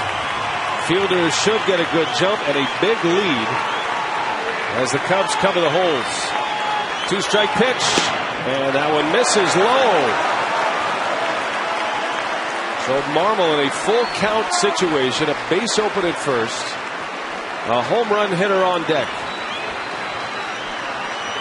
What does he do? 3-2 pitch. Casey back up the middle, and that's going to be a base hit.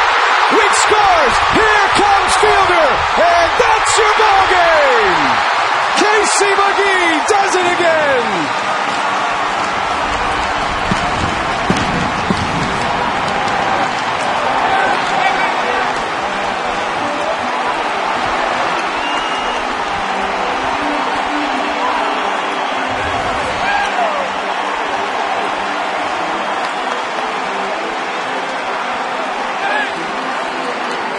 And with those 2 RBIs, Casey McGee back to the top of the National League.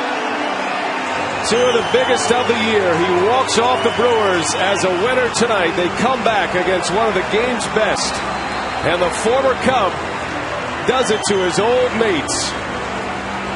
A 3-2 Brewers win as McGee delivers with 2 outs and 2 strikes. Boy, what a big moment for Casey McGee and the crew as they beat the Cubs at Miller Park. Let's kick it down to Drew Olson with Casey McGee. Thanks very much, B.A., the man of the hour. Casey, you've shown a flair for the dramatic this year, facing one of the toughest closers in the game. Let's walk us through that at bat. How'd you lay off that 1-2 pitch for starters? Man, I don't know. He's obviously got great stuff. And I was just trying to put something in play and see what happens. And, walking up there, you're in a fist fight against him. So just trying to put something in play and see what happens. Luckily, slow ground ball just kind of found the hole. So it's nice for one of those to go our way. The transition from Ted Lilly to Marmol has to be tough. I mean, Lilly's been so hard on you guys tonight. He didn't give up much until Cory got that home run. Yeah, how about that? I mean, Lilly dominated us for 8 innings, and thank God Cory had a big, finally squared one up and got us in that situation. And hats off to Yo.